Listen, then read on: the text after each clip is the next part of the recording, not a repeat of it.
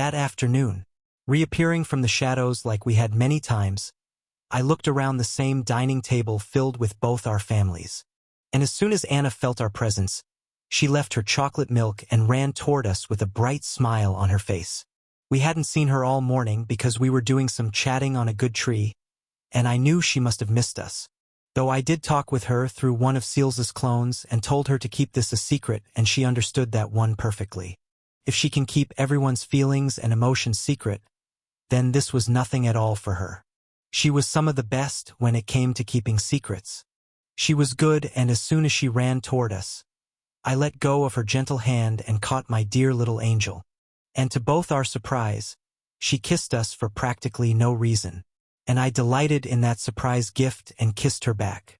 But only her. Yes, not this friend of mine. Big brother. I missed you. And big sister too. As cheerful as ever, Anna hugged me, and then her, while still being in my arms. Rain also hugged her back, and after some chatting, we went to our seats for dinner. But this time Anna was sitting with me and Rain was beside me. And our families couldn't help those hidden grins that just loved seeing the two of us together. Dad was, holy frack. For some reason, he was proud. Oi, what was that? Your son is 12, you big man. He was something, but her mom and my aunts were on an entirely different level in this proud thing. They thought not only I was lucky that someone as good as she chose me, they even thought someone as unparalleled as I chose her. This chose was going too far, isn't it? The one writing this likes dragging things. Even a simple kiss would have to wait for me being an adult, so no kiss for 3 years. Can I control that long though? Damn bastard. Sighing internally, I looked at the food served by one of the maids of the house. Although Dad made it, the servants had to do their jobs properly, and they were unique bunches too. All of them were above rank 2 in strength, meaning they were at least basic soldiers in ranks. And they were happy while looking at all of us, and we knew it even while not looking at them.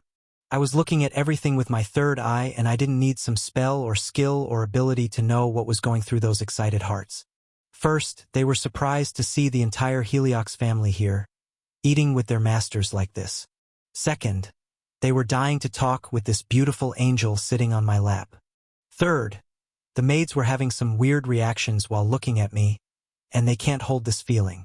Well, after Anna, maybe I was the most charming of the young ones, and the maids were also somewhat young, not that older. Well, they all knew this was just because of the opposite charms and my marvelous beauty that I didn't want to praise myself. I was definitely no narcissist, and I only had an interest in others' beauty. Well, things didn't end there. Some maids went out to hide the most powerful reaction they got after seeing Rain and me, and many actually started crying tears of joy. They all saw me and Rain come in, and they were smart and capable servants handpicked by some of the strongest in the Empire, so they can easily catch on to things quickly. And after talking with her the whole morning, I knew she was someone respected throughout the estate. They revered her, and she was a radiant, but somewhat lonely person in their eyes. And my third eye was just roaming the entire estate with Seals's clones all the time, so I knew almost everything that they thought and talked about. They all can see just how different Rain was right now, and she was genuinely happy. There was no loneliness they felt in the past, and now she was even more radiant and cheerful than before. All of this, and the reason was this bright boy with an angelic little girl in his lap. And these sharp servants had even figured out who I was from the small talk and the behavior everyone had towards me. Not that the matching hair of a grand knight and one of the richest on the continent and the red eyes of someone feared among the adventurers and normal folks of the Empire as a crazy, bloodthirsty mage were common. Just this appearance of mine was enough to tell any smart person who I was, because the crown had made me a pretty good hero in New Generation stories. This appearance of mine was now not as unique as it used to be, but the original would always be original, until a greater one surpasses it, but that wasn't the talk right now. The servants, male and female, were seeing the Empire's so-called hero for the first time, and right now only Rain, and Anna were the talk of the entire house. Well, they were pretty professional servants that knew about all the important stuff, so no one had to worry about anything. Moreover, this serene morning wasn't going to stay like this forever, and its trigger was Grandpa Jean's heavy expression as he came into the dining room by the door and asked every servant to go out. And feeling the sudden gravity of the situation in his eyes, every servant bowed down and went out after Rain said her bye to everyone. And they were happy to receive these cheerful byes for the first time like this. They went out with a cheerful expression, and then Grandpa closed the door behind him. Looking at Grandpa after glancing at me for a moment, he spoke in a heavier voice than what I have heard all this time. I spotted the white owl a moment ago. Looks like Lord Aldrich is on his way. He should be here any time now. And at those words, everyone's eyes widened. Grandpa, Grandma, uncles and aunts, even Carla and Alf. And even her family was like this all of a sudden. But the old ones calmed down quickly and just sighed while everyone other than Mom took some time and then shook their heads in a knowing manner. I didn't understand their reaction, but the most unique reaction was Rain's, and only I and the elders could understand the rage in those calm eyes right now. Fking bastard. And I didn't believe others could understand her just from her eyes, but I most definitely understood the words that were spoken without a blink. But then those eyes softened, and she looked at me with a genuine smile, surprising me even more. Who is this person and what's up with you all of a sudden? I asked with my eyes, and she shook her head with that same helpless smile. You know, there is only one person that would come to mind when someone says White Owl and that name.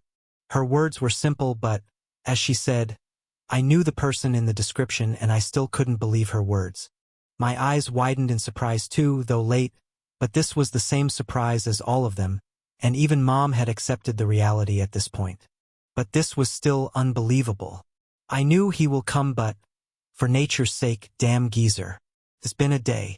A single day since he came back from hell. King sly old bastard. She was genuinely furious toward the person we were all thinking about. And although I knew we will talk about that one later, the fact that one of the strongest in the world was coming here still surprised me beyond belief. But why the hell is he coming here himself? I asked, and as soon as she saw this question in my eyes, she laughed, finding the question itself funny. Of course, because he wants you too, my darling friend. She said this one cheerfully, and that phrasing and her excited smile didn't go well with me. I was nervous all of a sudden, but thankfully, my heart got forcefully calmed down thanks to my special origin skill. But still, he wouldn't come if it was some normal matter related to the academy. And from what she said, he's here because of me. I still couldn't believe those words, but I felt a sudden presence with my active soul nova detection, and as soon as I felt this unfamiliar presence just behind me, I instinctively covered my fist with dense mana and punch back. It was instinctive, fast, and strong, but to my surprise. Whoa. Calm down, young boy, calm down. To think someone would actually pick up my presence like this. Damn. Maybe calling you just a child hero was far more underestimating of that young emperor. Island of Magic's Wealth. The most famous and some of the very few floating islands in the world. A floating island, something that defied the basic understanding of the world, but it was a natural phenomenon. And this island, one of the most famous ones throughout the continents, is the base of magic weapon wielders, as well as every other talent that could be honed into something that would benefit the world. Everyone had their unique talent, and no talent was useless. So, this floating island was the home of the greatest academy on the entire continent that helped in honing these talents. An academy famous in the whole world and a place that produced most of the people that are prominent people of this world. Not only magic, weapon wielding, and energy cultivation, but this place was greatest for anything and almost everything. And, most of all, the Grand Academy of Hope, the only institution on the entire island, was a special place. Every 3 years, anyone between the age of 14 and more could appear for the entrance test to join the academy. Anyone wishing to join the academy with no discrimination of race, gender, or status could appear at the academy and give the test and take the first step to their new lives. And as long as you are just accepted in the place, you will have every basic necessity, from food to a basic dorm for free. The whole institution was a neutral place, belonging to not a single empire or kingdom. Though it was funded by almost every single nation in the world by their ruler as donations and gifts, No nation had any stake in the academy itself. This school taught the young generation, and in the end, we all were valuable assets to the nations of this world, and after finishing our studies, what we do was mostly up to us. In most cases, at least from what I knew, they did get recommendations to different places that would give benefits and all, but the choice was up to us. And these recommendations were up to the donations. Everyone that operated in countries or even big companies called guilds needed human resources, and well, that was the gist of things. The academy is the place where a new life for every young adult begins. With the best teachers teaching in the classes, excellent resources, and one of the grandest libraries that held books from ancient times to almost all the known knowledge of the world. This place, this academy, although had many restrictions, was a place like no other on all 3 continents. Those who passed the entrance exams would be given the right to come there and study what they had a talent for and what they wanted. And the fun part of the academy is that there is an ancient tree, something like the old willow tree I had met in the great forest, and that tree can evaluate the past students' talents. That tree can sense the latent talent of the individuals who pass the basic test, and, well, if someone can't even pass that one, they wouldn't be fit for the academy just yet. So, many people try as many times as they can to get in with this basic procedure, but there always exist different methods. And here, that one is called special admissions. And these special admissions vary from paying an exorbitant amount of donations, having some exceptional talent that can't be ignored, and by recommendations of high-position people. But the recommendation also involved certain gifts, so things were okay for the academy itself. And all this was actually necessary to run this grand institute like this. There were many big names connected to the academy, and the greatest one was the person that had just sneaked up on me. And his way was really a no-no, because right now, I was tightly holding Anna, and this sudden pressure from me surprised her even more. I had controlled the bloodlust, but I couldn't hide the shock from how he just erased his presence, and almost his entire being. Anna was surprised, and this situation almost scared her.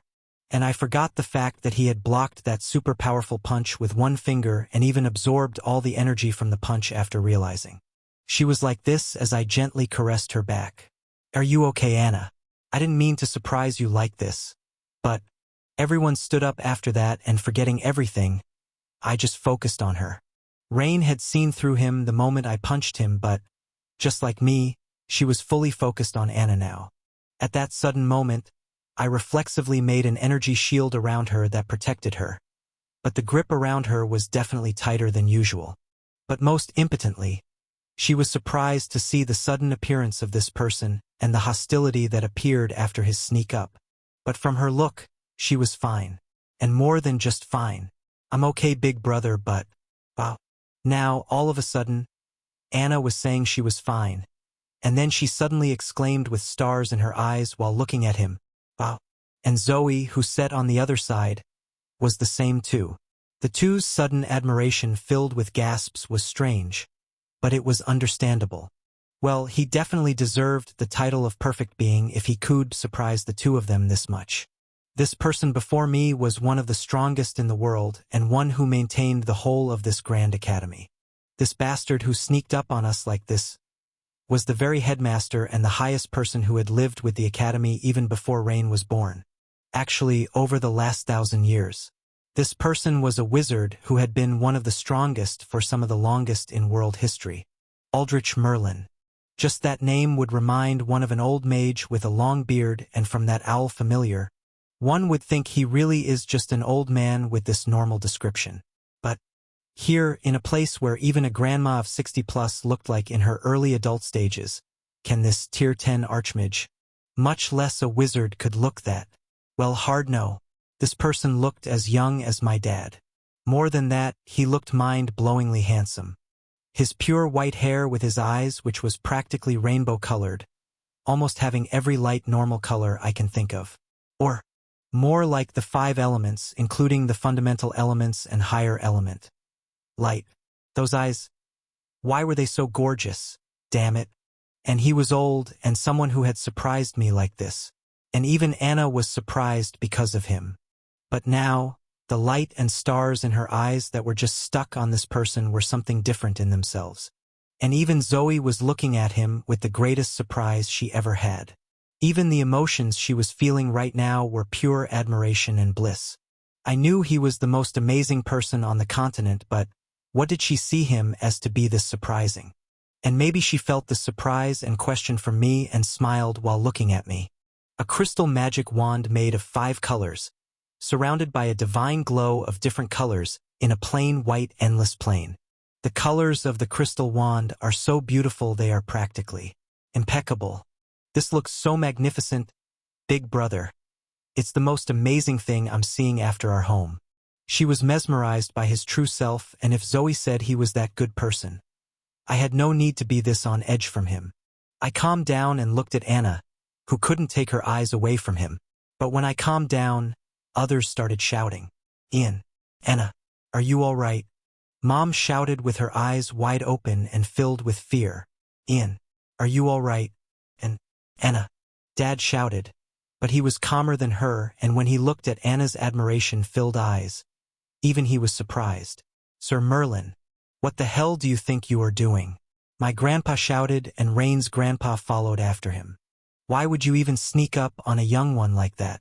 Both of them were angry at him, but they were surprised by my reaction too. To think I would notice him and even more attack him like that reflexively. It was amazing but still unbelievable. And that wasn't even all of it. All of them started to shout and curse at him for doing something like that. And our grandmas were some of the most furious ones. They were genuinely angry at him for doing that, and after all this person was still smiling shamelessly.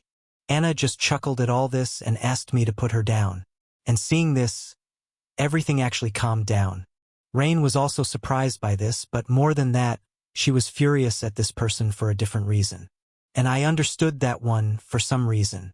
Not that either of us can put that into words, but that was a surprise, and he just laughed at all this. Yes, everyone.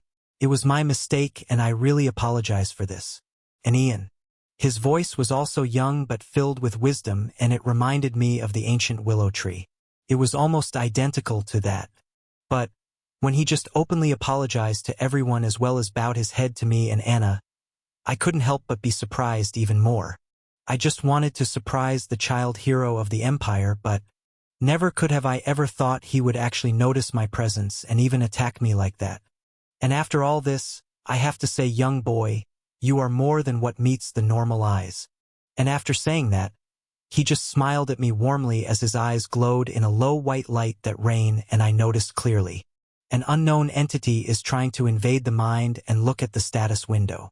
The opponent's power is too much. The current state of the body won't be able to hold the burden of mental defense. Ian, it would be best to just let him have a look at it. He's too overwhelming for us right now. Of course he is. How am I supposed to do anything against the all-seeing eyes of an archmage? Anyway, amazing work, Lucy. I will give permission. Just have him look at it, not like we can do anything against him anyway. I don't believe we will be able to see his status window, right? Lucy was amazing, and I knew if someone like him wanted to look at my status window, I would have no choice but to let him, even if I had a way to block it. I was strong, no question. But the opponent was an entity that had transcended natural bonds a long time ago. Now, he was something that was more than just some normal entity of nature. He was an important part of the world itself. And Lucy is even more amazing to actually be able to have the power to block something like that. She was amazing, just that I was too weak to fathom her power for now. And even though I knew the answer to the question, I had just asked her, I wanted to know. Yes, Ian. Good, quick thinking. He is too smart that he would have figured out my abilities from even a little more delay. But yes, it's as you are thinking. He is already a transcendent. He doesn't have a status window to even see. And the world authority he holds is something special too. Even more, he most definitely had more than one world authority. But after all this and him being a sly fox, I believe he is a good person. And as Anna and Zoe expressed, he is a pure nice person even after his bad habits and weird tendencies. Just take care and be yourself. He at least won't be able to overwhelm you. She was really careful when choosing her words, and I knew just from his actions until now. He was better than me in the thing I was best at in the previous life. Deception, acting, the way to control the surrounding atmosphere, the human mind's working, and manipulation. Damn. Why is he even here in the first place? I wanted a peaceful school life with no burden or something. And Rain never said something like this was going to happen. And, most importantly, what will his reaction be after seeing my status window? After my master, he was the first one to actually see my status window after I went to the Great Forest. Not even her grandma had been able to check my stats, and the same for Dad. And their skills weren't even close to Rain's Eyes of Truth, so they didn't even activate against me. But this time was different. His ability would work against me, and he will see the unreal stats of a barely 12-year-old boy, as well as the progress of origin skill and other skills. I am an advanced intermediate level origin skill user, and I am still barely 12 years old. It was impossible to even imagine someone like me was real, but I was, and more than that, he would see the stage 0 skill for maybe the first time. Even I didn't know something of that rank was possible, but Lucy was special, and he would know it was a special skill in itself. So just how will he react after seeing this? If he could actually see it, that is. And I had no doubt he wouldn't sense Rana in my soul, if not the soul nova throughout my entire body. 2. Well, his reaction was something I was looking forward to, and I didn't need to wait for long. Holy Mother Nature. What in the world are you, boy? An unbelieving reaction from one of the strongest in the world. Quite unique, actually. His sudden arrival was chaotic in itself, but after he saw my status window, things got even more chaotic. Maybe everyone else had met this person and knew him well, so they were even more shocked by the surprised reaction of this ever-calm person. After seeing the status window, maybe far more than that, his eyes glowed even more, and just like what had happened with her and me, a red tear of blood gently slid down his eye. This surprised them, but his excited smirk that they were seeing for the first time was even more shocking. But that smirk went away as soon as it appeared, and he returned to his normal self with the same cheerful expression so fast it seemed like nothing had happened, clearing the rare drop of blood. He looked at me with that same smile. Really special, aren't you? It would be fun. He cheerfully chuckled, and on this one, Anna's ever-cheerful face changed into something she didn't like. Mister, my big brother is not weird. He is amazing. Anna shouted in anger for the first time, and this made the families even more weird. I knew Anna rarely ever got angry like this, and right now was one of those rare few times. And I didn't like seeing her like this. Anger didn't suit her pretty face. Rain's one was a different matter altogether. Glaring at him while knowing he was thinking I was quite a peculiar specimen. I definitely was, but this even surprised me. But thinking I was weird, and maybe even more, while feeling the weirdness and contemplating it within himself like that was definitely a no from Anna. She loved me as much as I loved her, and if someone was genuinely feeling I was weird, she would naturally get angry. And after something like this hot man couldn't help but blink blankly and move his eyes from her unhappy face and me. And then, clearing all his weird thoughts, he sighed and pulled back a chair on the dining table. My apologies, Miss Anastasia. I apologize to you too, Axion. It was a mistake on my side, too. I hope you could forgive this old man. First, you don't look old with that appearance. Second, that acting is enough to fool even me. And third, why the hell are you even here? I wanted to hide this chaos in my eyes, but this sharp old man noticed it, and Rain read it clearly. He definitely is a bad person, Ian. But, well, he's too smart to oversmart, and I don't think you will be wise enough to be safe from his cunning. Good luck, darling. Rain said in a sad tone, and this really surprised me. What was that last part? Did I read wrong? Hell, anyway, he definitely was a sharp, wise, cunning one. I knew that much. He was someone like me in terms of knowing others, and I didn't like those like me. Am I not getting the forgiveness? He asked with a genuine expression, and maybe he at least was really sorry for how Anna sighed and walked away from him after saying not to do something like this again. Who was he sorry to again? Just her and not me. Damn. My mind was starting to hurt from this overthinking.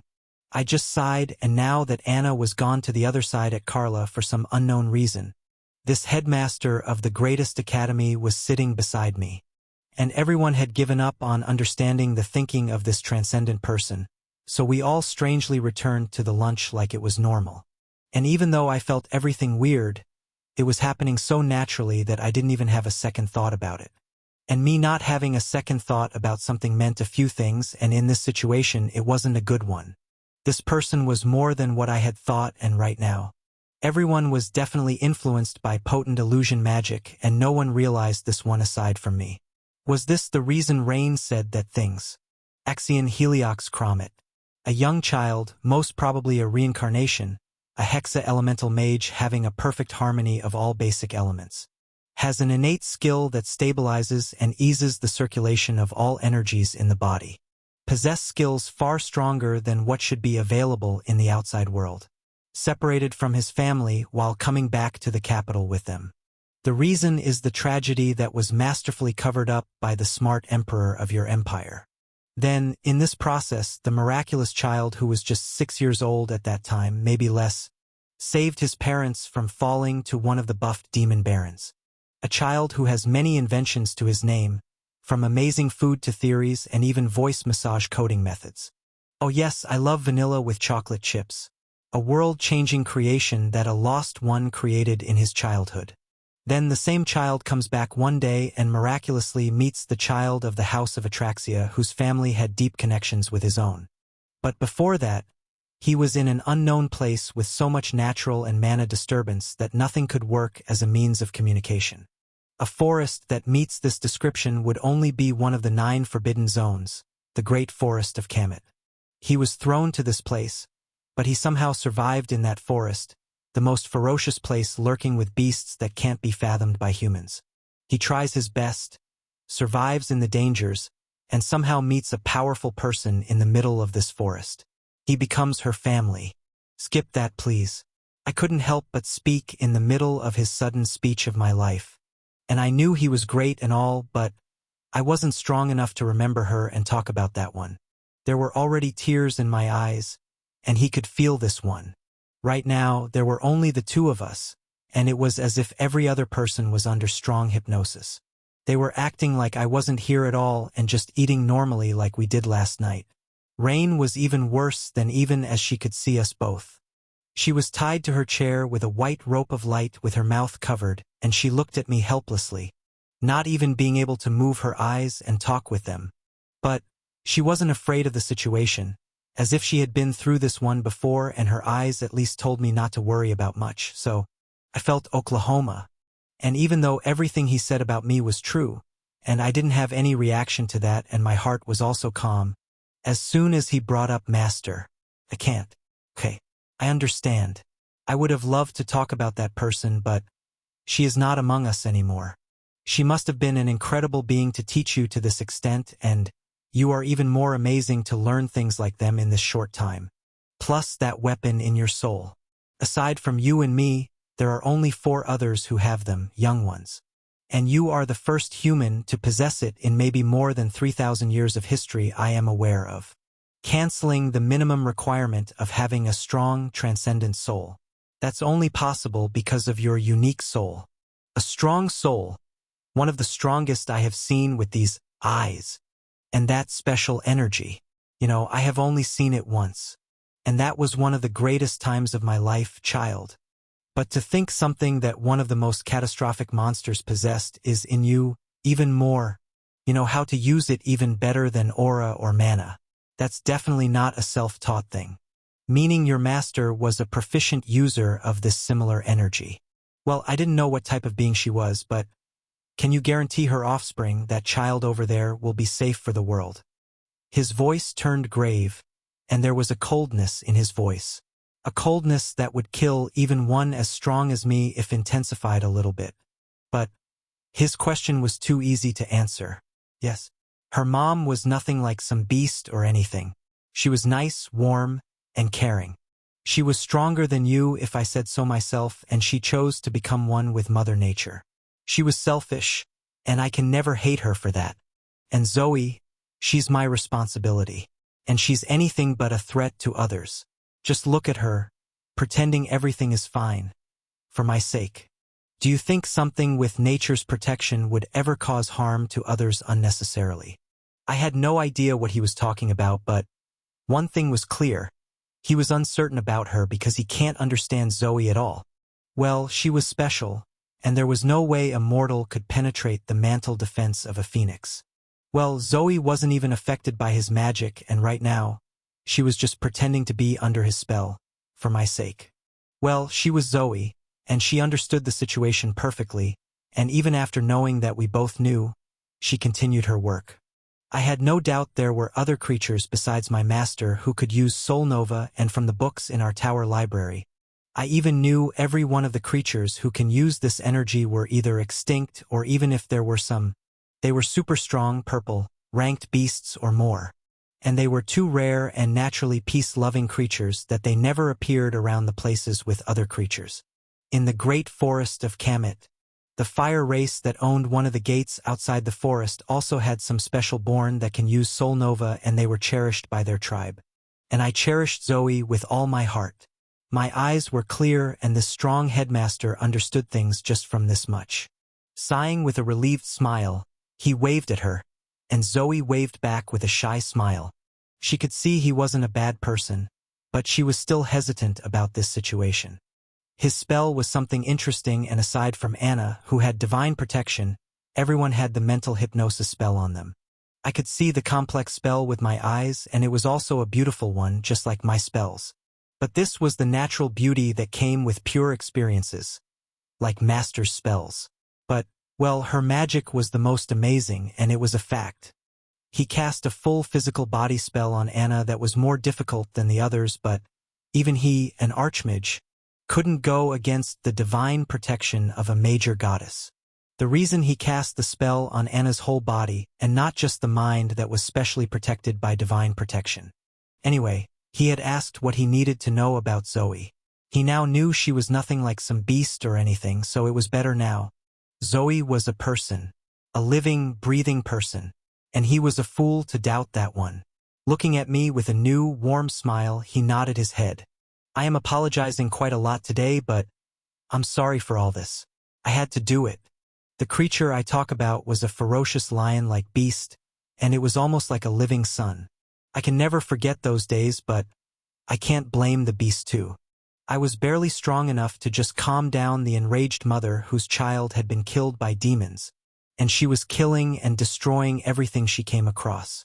Though it was in a remote place, the lives lost at that time weren't small, and the strength I saw that day was also something I will never forget. And, if you could use that same energy, I am sure you would one day become as strong as that beast. Maybe you will even surpass me with your amazing talent and love for archery. And you also have that beautiful aura. It would be a waste to not have you myself. He stopped for a moment and looked deep into my eyes. And I knew at this point that he was starting to get to the main point. So, what do you think? Will you join the academy as a special student? Your lovely friend Raynell is already part of that special group, so you two will have as much time together as you want. And there are special benefits if you do join like this. It was a good thing he was now getting on the point, and it was an even better thing I had been focused on him and didn't fall for his masterful misdirection. He did a wonderful job leading me to put my guard down and even diverted my focus many times, but Lucy was good at reminding me what my goal was. So, I was ready for this moment, and even before he started saying his befits and stuff, I cut in and said while putting my chin on my locked fingers, with a smirk, of course, "We both have to finish this talk quickly. You and I both know even you can't keep the two king-ranking knights under control for much longer. So, what's the catch? What did you trick her with? What is this special group, and what will I have to do while being a part of this group? And last, I have a condition, but answer me before that." My questions were simple, and this made this sly bastard smirk like he had been some moments before. I knew things were fishy from the moment I saw the look in her eyes after this whole thing started, and I was right on the mark. You know about the student council of the academy, right? The ones who work directly under me and have the most access to resources and even permission to have access to the Library of Time for however long they want. Aside from your fellow council president and vice president, no one in the school will know if you are the council member, so don't even worry about a hassle-filled life. All this, and you will just have to do the things I request. It will only be a request, and you can deny it if you have a valid reason to not do that. You will report directly to me of anything happening in the academy before anyone, or you will have special permission to act on your own. As a council member, aside from clearing my requests, there is no downside, and these are the same things I told her. Easy, right? There was a calm and attractive smile on his face that made me believe what he said was the only thing, and there was no need to think too deeply about the small stuff. He made me believe this. Me, the very me, impeccable. No wonder even she fell for that one. I sighed deeply while looking at him and continued after giving the restricted her a look of sympathy and pity. First, you want strong, new meat as your slaves. Second, you just forgot to tell me about the test that's most important for admission. Or, are you just gonna let me in without that? There was a surprised smile that was amused by the fact that I saw through his ploy this easily. He was good with his words, he definitely was, and I had to give it to him when it came to deception. He was a master, maybe grandmaster in my eyes for that amazing prowess, and I really admired him. He was a bastard through and through, but he was someone I can't actually ever hate. He was a good being as a person, and he was more than just strong and wise. It took more than the strength and wisdom to become headmaster of the greatest learning institute, and his good heart was one of the main conditions. He was good with his words, and I might have fallen for them, but not me. Not this time at least. Not that it was all on my own thinking. If Lucy wasn't there to remind me, I would definitely have forgotten what the hell was even going on. He just cast a spell on our entire family and even restricted Rain from speaking or moving. There was no way I would believe there was just that much to the story he just told so casually. Ho ho ho. I wonder what you did before your reincarnation to have such mind and experience. Young boy. You were most definitely someone special in that place too, right? Well, I have no interest in past lives, so let's just move on.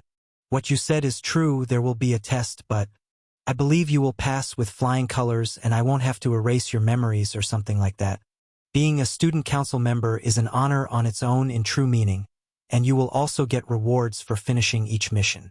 Well, just having unlimited access to the library is enough, right? There was a radiant smile on his face as he said all that stuff, and I also agreed with him. It really was an honor from all the things I knew and had read. The academy was actually there since ancient times 20,000 years before, and he was the 21st headmaster of the academy and one of the best in known history. Well, I had read books about the academy and many of them were from its foundation's time, unlike him, who only knew stuff in the library and the history of the last 3,000 years.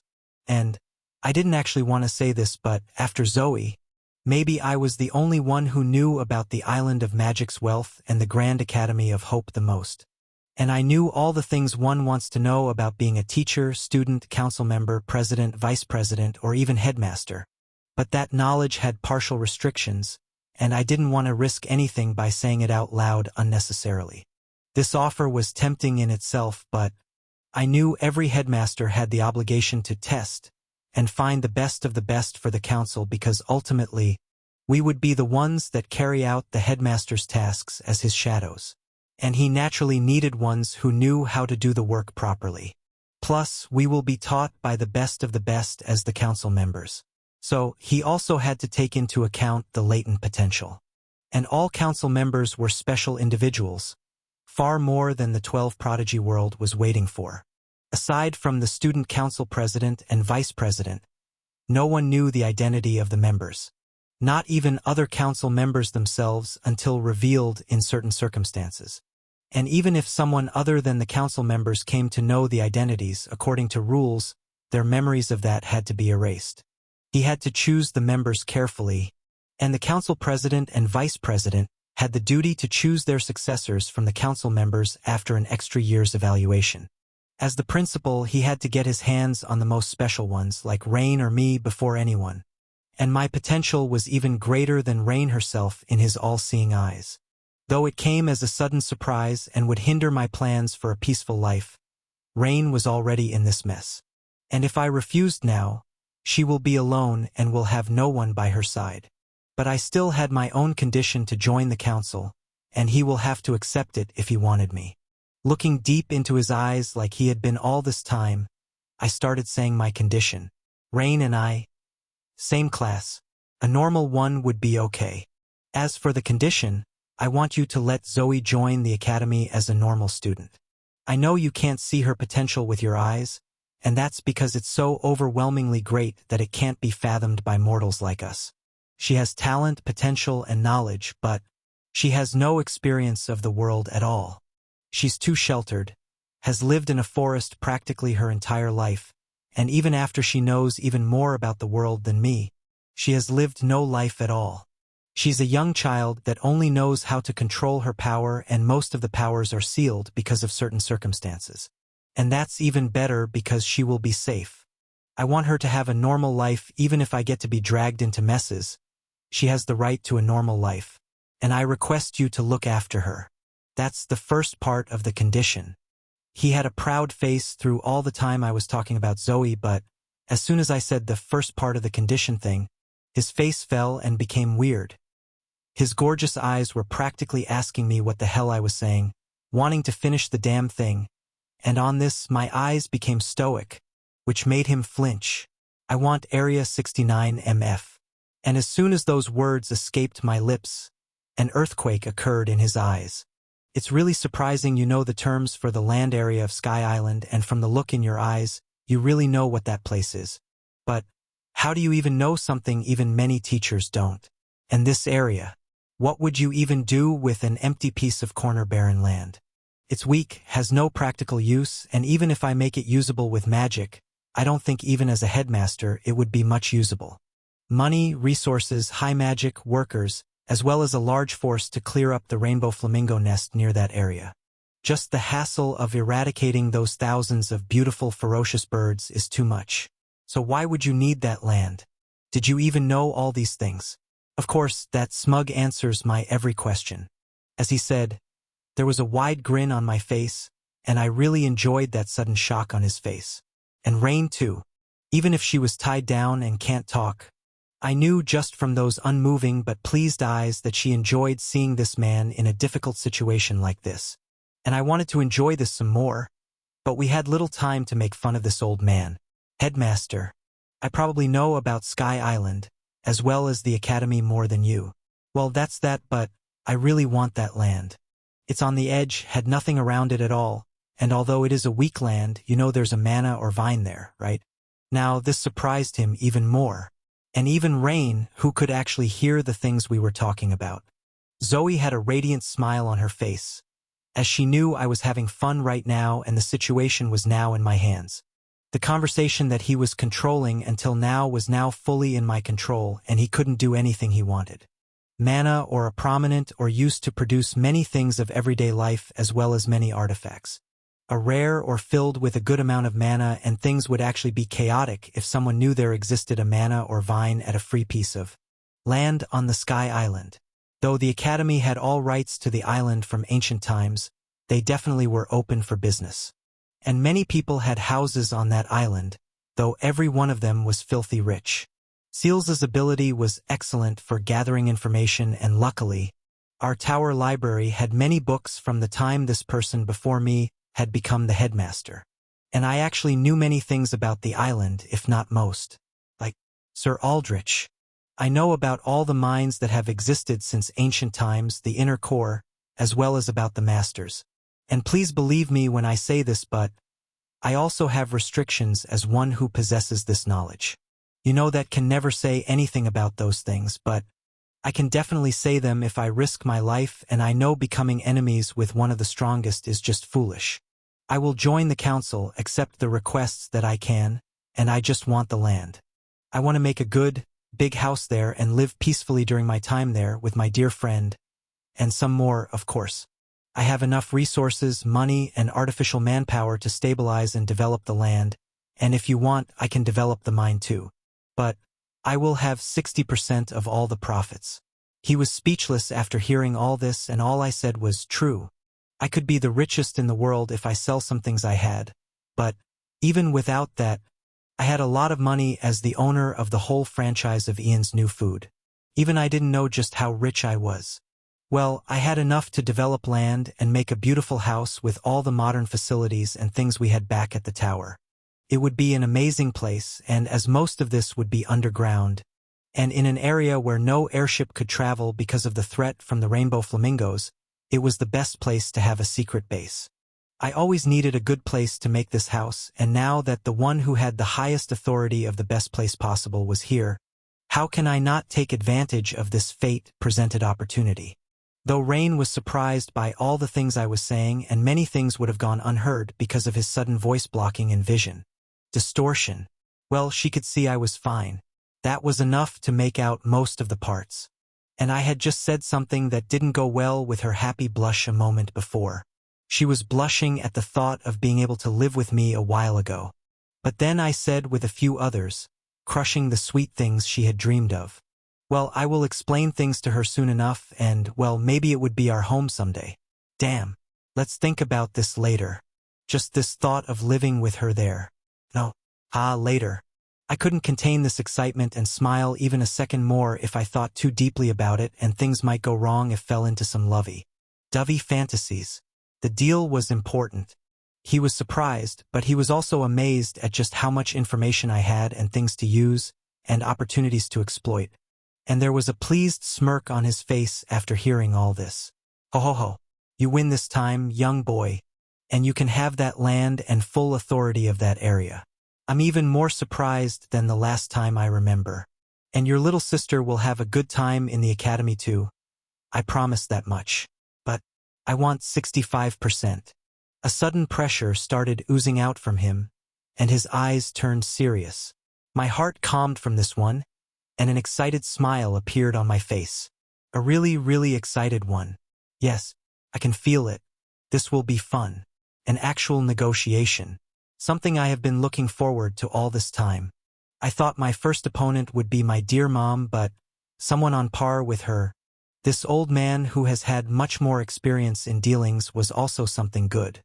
I also turned serious, and this much pressure was nothing to me after covering the body with some soul nova. I had this special energy as the primary source of power, and just like me, the person before me also used a special kind of energy. Though the toughest and most complex one to master by any living being, this special energy famous for being the fundamental particle energy was as easy for him to control as the soul nova was for me. Ether. A particle-type energy that is present in all the atmosphere with a greater amount than mana but lower than soul nova. Just like mana, this was also particle-type energy, while aura was string-type and soul nova was a ray or wave-type energy. Well, that was some heavy stuff, so no need to think too deeply about it, but one thing was clear. Just like the aura, ether was denser than mana, and right now, if I hadn't had soul nova that's although thinner, was faster and more powerful, to cover the body, I might have fallen unconscious or my concentration would have been drained from my body. But I was fine thanks to this special energy, and now that the serious smirk on his face and eyes were in the mood to do some business, I prepared myself too. It would be fun. I smirked back at him and presented my own offer. And these boring negotiations weren't something others would like to see. You really are something, young boy, he blankly said under his breath as he signed the agreement papers. He had already taken the mana oath as per the legal procedures of any dealings, so we were all right now. But I had to say, this was one of the toughest negotiations of my life, and it didn't just end with the land I was taking. The deal was attained, and for the land, all the authority, the mana or Vine's 49% profits after full mining rights. I gave him the remaining profits, my agreement to join as a student council member, and information on the remaining mines. He didn't actually know about some of the ones I had known about, and, although he wasn't certain about this information, he just believed that some of it were true. And ultimately, it would benefit the school rather than him, as the whole thing was the school's property and not actually his. He was cunning, sharp, and good at extracting information. He's so good that I ended up telling him about 3 big or vines that would be most profitable to him. And because these vines have been present since ancient times and continue producing ores even after a lot of mining, they were special resources the previous headmasters had blocked information about in order to have them in times of need. And though he had the clue about what the places marked as safes were, maybe these new discoveries genuinely surprised him. He couldn't believe just how I knew this much about a place he had stayed in for millennia, but he had already figured out my master was older than him and had deep connections with the academy in the past. And she did actually have deep connections with this academy. She had helped one of the founding members, after all. And at that time, she was a famous figure throughout the world. Well, those things were not available in the known history, and I knew aside from masters who were being similar to my master, no one would know about her name of that time. But it was just the name of that time. Even though I didn't know all the identities, names, and titles she had in her more than 20,000 years of life, I didn't have to worry about that one. Lucy knew. That was more than good enough. In those peaceful times we were together and the times she told me stories out of the blue, I had only speculated she was around 3,000 years old, but when she left, she told me her age. And after hearing that, I didn't know how someone could live that long all alone themselves and still be all right. She was amazing, and I had Lucy who knew everything about her creator. So, as time will pass and I will get stronger, I will be able to know more things about her, as well as know things she left for me in the fresh memories I had. Well, the deal was a good one, and he was a tough opponent in this field indeed. We signed the agreement, and as we were doing this in a separate space, so my poor tied friend couldn't hear and just vaguely see us. Aside from Zoe, no one knew about the specifics of this deal. Oh, Seals knew, but she was outside of this room with his white owl. That one was an origin beast too, and Seals, Rain's crow, and his owl were chatting for a while now. We had left those two outside when we transported back to the dining hall, and after he suddenly sneaked up on me, he had put a strong barrier that separated this entire room from the outside world. And even Grandpa Jean was thrown outside from the barrier. Well, Seals was good with keeping her mouth shut, and both of them were merrily chatting with their senior, the owl that was even older than his master. Maybe his owl would remember my master's old name if I mentioned it before him, but it wasn't necessary right now. Seals was doing her work, and the owl was talking with them comfortably. That was enough. So, can you please end this? First her, please. She will destroy everything if she's left like that for a while more. He was calm for a while after signing the contract and had a cheerful smile, but that changed at my words. At my words, he remembered there existed a family frozen under his spell, as well as a furious which he had tricked in the past. And right now, though she couldn't move or speak, her enraged eyes were enough to even scar me. Oh, Rainelle. Isn't this a great day? How have you been, young lady? You know how much I missed the grand lady of Atraxia. As soon as he realized things he had done wrong and removed the restrictions on her, he greeted her for the first time after he came here with a sudden, genuine smile. And that smile was so natural he might actually beat me to acting. But she just looked down after getting freed, and I could feel the perfect harmony of anger and worry she was feeling right now. She wanted to just beat this jerk if she could. She genuinely wanted, but that wasn't something possible for her. For her and us at the very least. Shaking her head, she looked up at me, and I smiled at her calmly. I'm all right. Everything went well. Are you okay?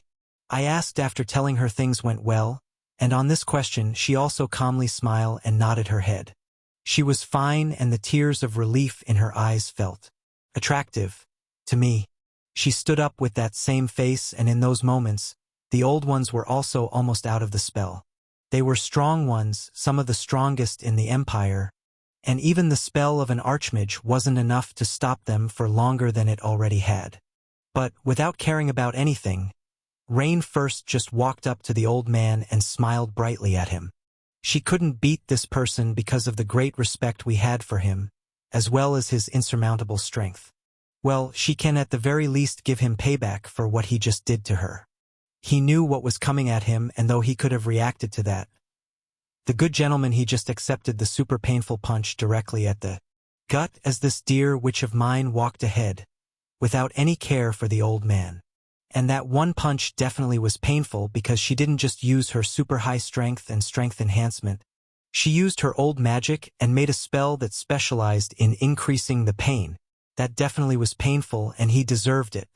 Walking towards me, she hugged me warmly, and I hugged her back, not missing the beautiful silver chance. Well, she was the best. You also agreed to be his work dog in the end. She whispered as that, and I had already accepted the things, so I was just enjoying this hug. How could I leave my dear friend like that? Not that he got me for cheap. We got a place on the floating island.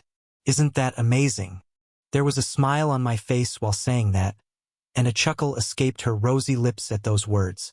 You are amazing. It was the most satisfactory to see that expression on that old bastard's face. I heard most things, but why this land? Definitely not only to make a house to play around with, right? And you said we will stay there. I never agreed to that. She smirked while saying that last one, and I smirked back. Okay then. I will have to ask someone, and even before I could finish that one, her grip around me tightened, almost choking me for a moment. You dare even say something like that? Besides, I'm the only pretty girl, you know. You only have me, just like I only have you. Well, jokes aside, what more people did you say will join us in that house? I know if it's you, that place won't be simple. Care to tell me where all this came from? She was almost threatening me to tell who these unknown people I was talking about were, and, well, even I don't know who they will be just yet. I don't know everything just yet, but it will be a fun place. Let's talk about that later. Grandpa and you all. I can see you. Stop pretending. I said that last part loudly, and the four old ones chuckled while looking at us. They were back. And this was the moment the grand sorcerer, the archmage Merlin, knew he had fucked up. Hello, everyone. Isn't this a marvelous afternoon? The great sorcerer asked with sweat covering his forehead, and the four of them just smiled at him calmly. If I were in his shoes, I would have just run away after this chat and land deal, but there was still the test left. So he had no choice but to just stay here and accept whatever punishment they give them. And yes, he was the strongest in this room, and even after combining everyone's strength in this room, we might not be able to kill him. But one thing was clear. If the four old ones wanted, heavily injuring him would be plausible, and well, torture was the option if he didn't retaliate. The smile on their faces was scary, and even Rain and I feared that smile as we separated and looked at them.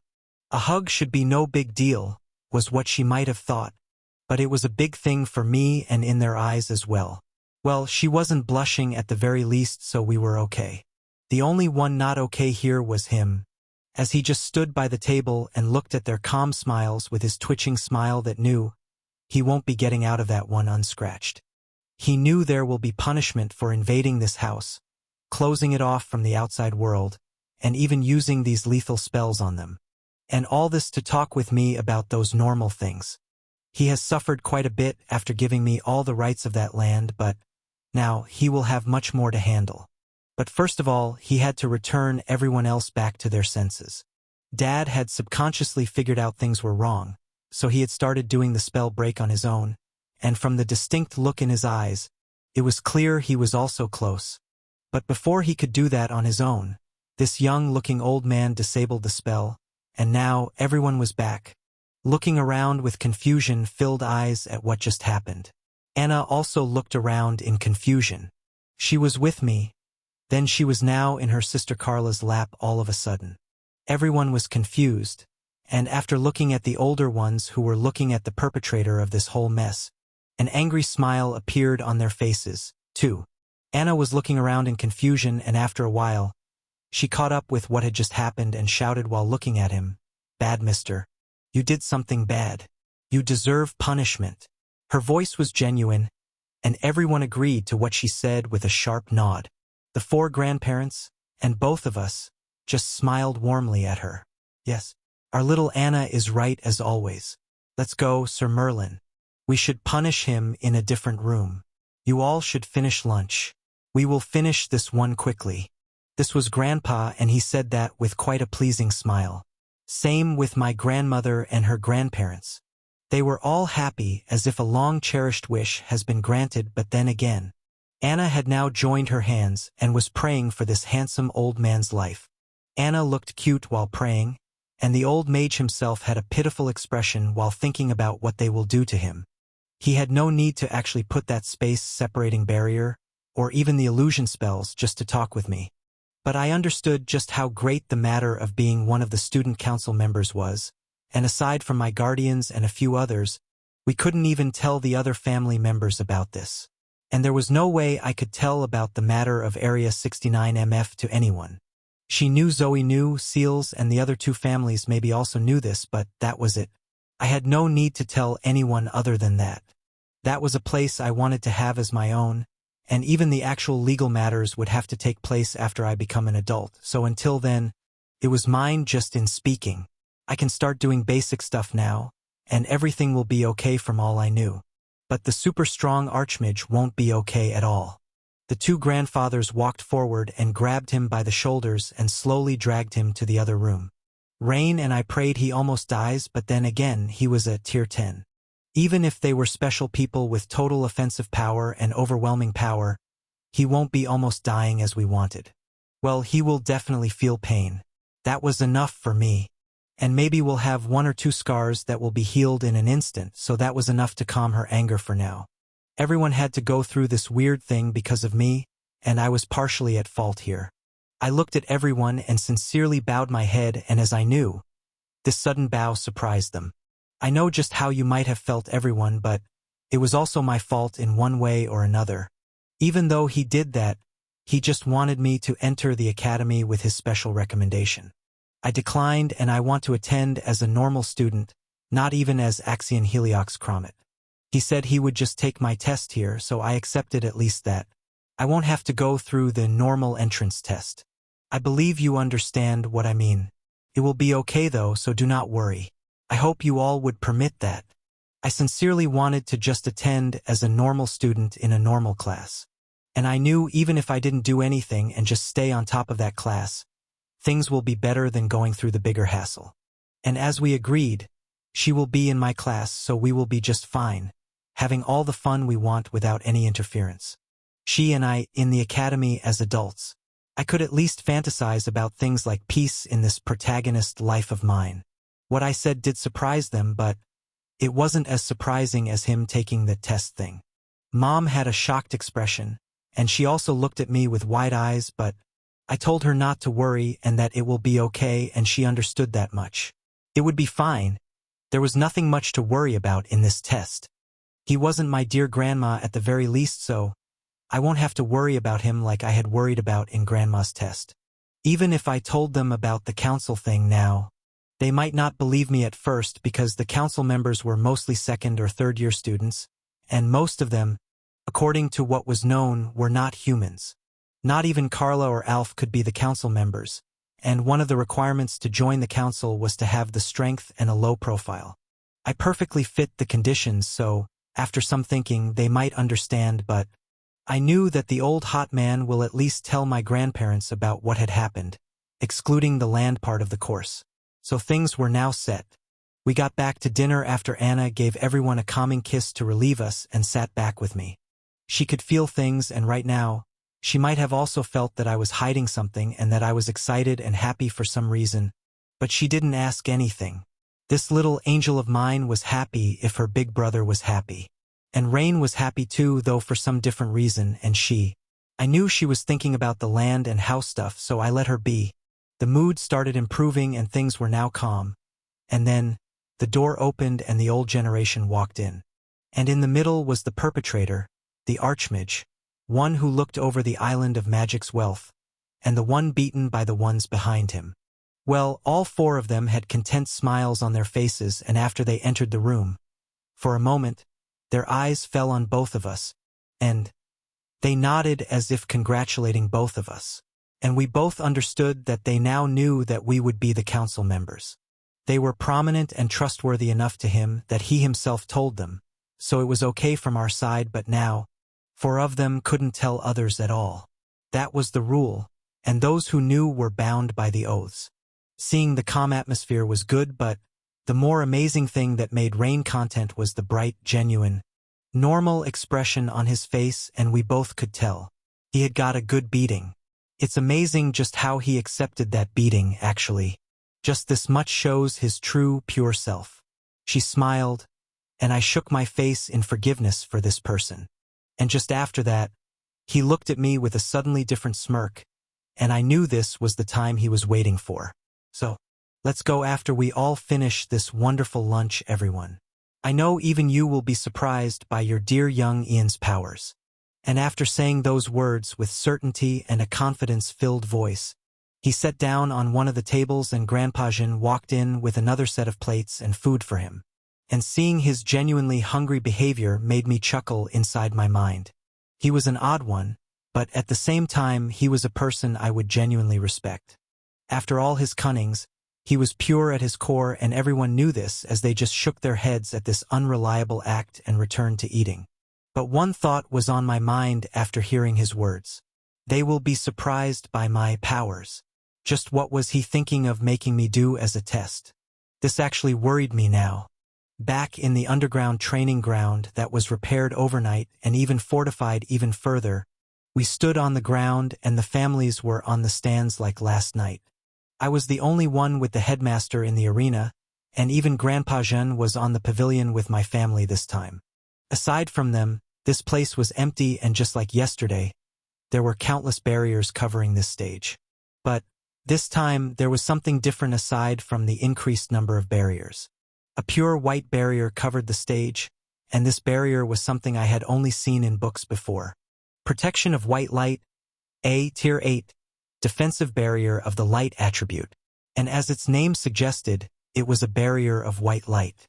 And he was the one to set it, so the thought I had that things can't be as bad as my grandma was crushed to pieces. Mom was worried again, but this barrier was something that completely blocked the interference from outside, and no one realized this until he put this barrier up. And this old man was smirking. He was excited right now. He, one of the 3 archmages in the entire world, was excited right now. And this wasn't a very good thing. Even Rain's heart was beating faster, and she just tried to calm herself down while patting her heart area. Mom was enraged at this bastard before me, and none of us would have thought he would do something like this. Even the grandparents were restless at this sudden behavior of his.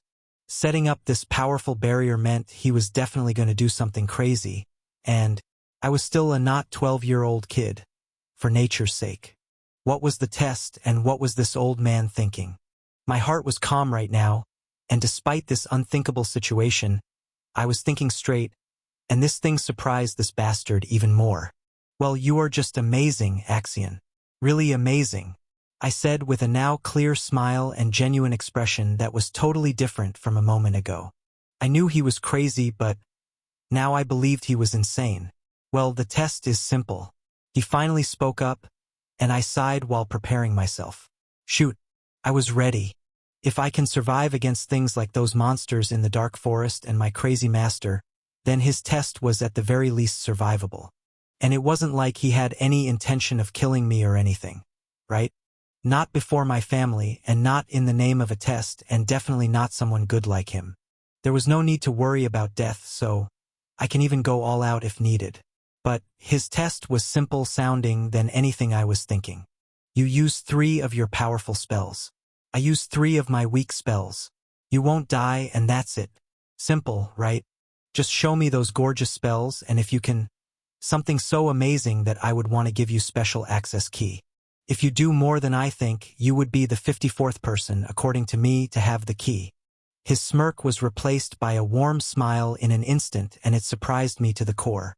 Well, damn. Now I have no choice but to go all out. The thing he just mentioned was something priceless, and just from the way he said it, we could tell just how amazing of a place it was that only a few had ever been there. That place was something like the restricted area from our tower library. I have read many things about that place in the books from the general area, and we had almost every book there could be in this library's area. But I was staying here. Going back wasn't an option, and I had to stay here for as long as I wanted. And if I can read the books of those parts in this library as well as some special books that only that place had, it was naturally a great deal. Now, there was a fire burning in my eyes, and I knew what I will have to do. Thank you, Headmaster. You can start this one. Let me show you the defensive power of this special energy I have. I smirked and looked at him, and he agreed with a perfect nod. He was excited to see just how powerful this energy he faced a long time ago actually was in the hands of a human. and he will have fun from what I can say. He was a genius like no other, and I admired him for all the things I knew about him. Though not much was known about his early life, he came to light when he was 100 or so years old, only 10 in human age comparison, and at that time he had started as an adventurer. And when he started his journey he was merely a Tier 3 mage like us. But he vouchers to places, became a legendary figure among the adventurers, and after some time, when he was of age, he joined the academy as a special talent that the headmaster of that time found the most intriguing. After that, he trained him himself, and before he passed away, and the headmaster before me was barely a Tier 8 mage, he gave him the place of the headmaster, and that was more than 500 years back. This person before me, having enormous talents like a select few and his special affinity with all attributes and a unique talent for handling the ether that he harnessed, on his own in the past 100 years, managed to become what he was today. Someone all the nations in the world looked up to, even with his cunning behavior and manipulative mind. Someone who contributed to the academy the most, and even in the entire history, became one of the best headmasters to ever exist. Not only was he strong, wise, and smart, but he was also caring, gentle, and sometimes crazy, but caring at the same time. He was someone like my grandfather to me. I can't help but admire him even with his craziness. He was the reason many internal conflicts are solved without much bloodshed, and wars are ended just because he didn't want that to happen.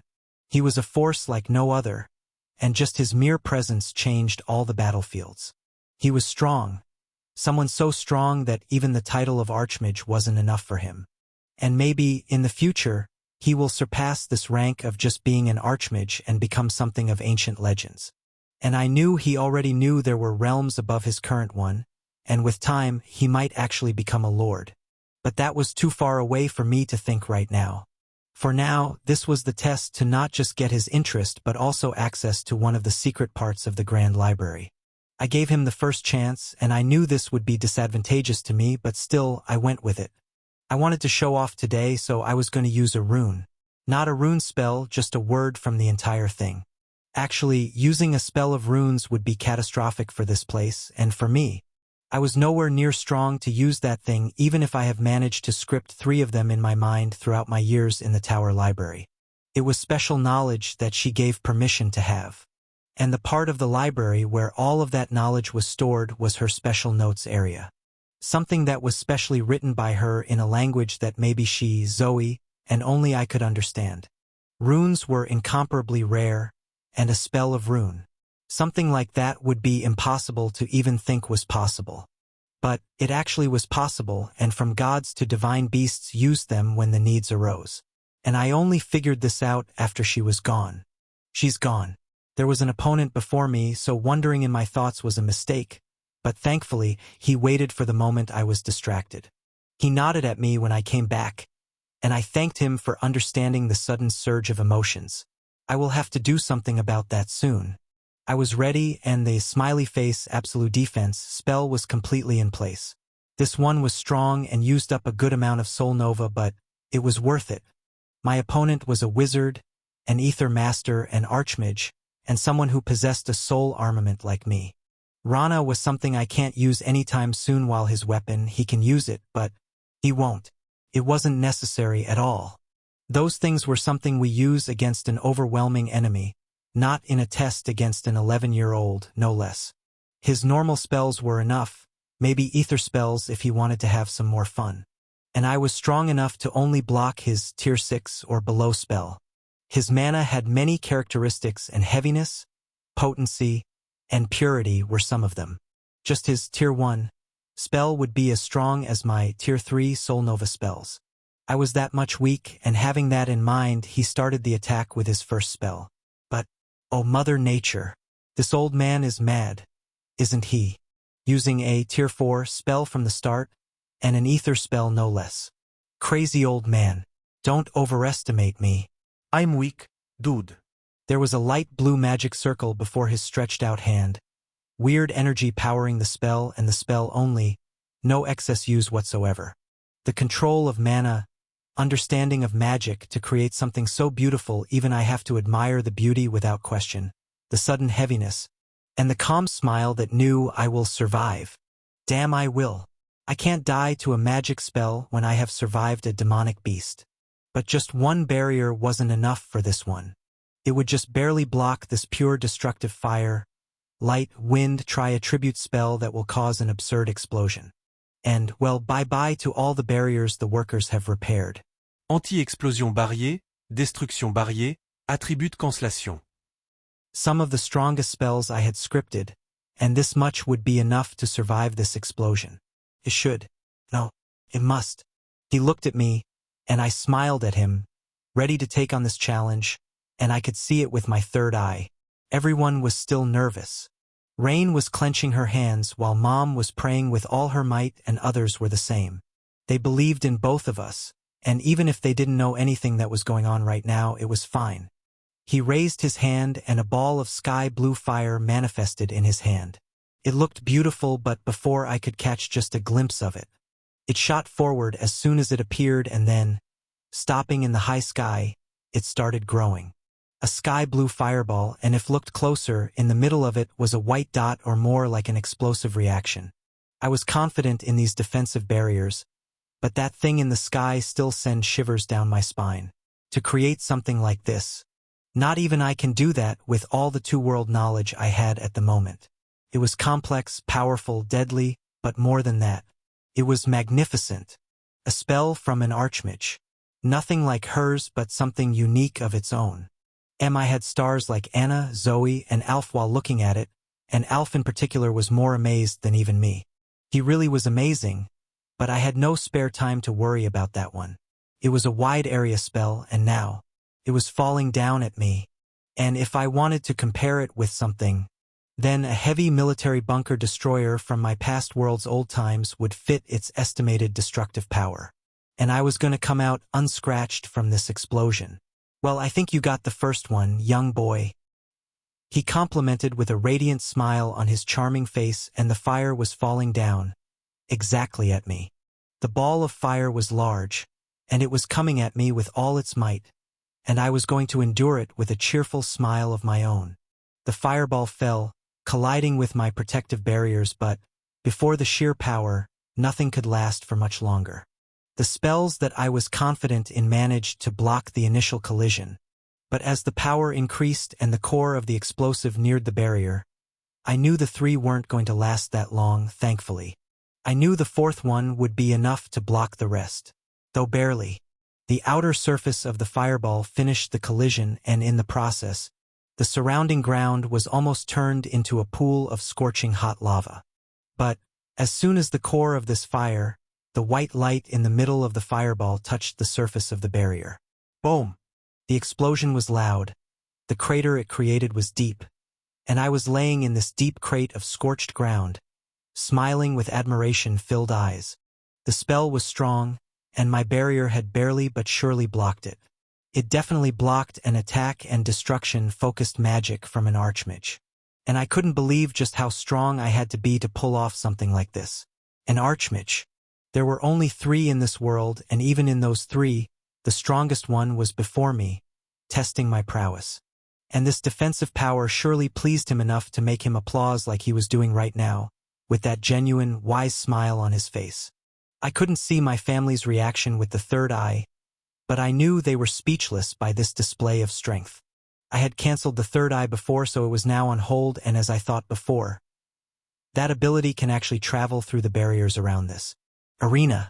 This was amazing, but even more amazing that Mom, Grandpa, and even Rain had a proud and admiration-filled face, and they were acting like they had seen something unreal just now. And when I saw them after a while of settling down in this crater, I couldn't help but shake my head at those amazing people. Well, of course, this was unreal. A mere not 12-year-old, Tier 3, mage boy blocking a serious attack from an archmage.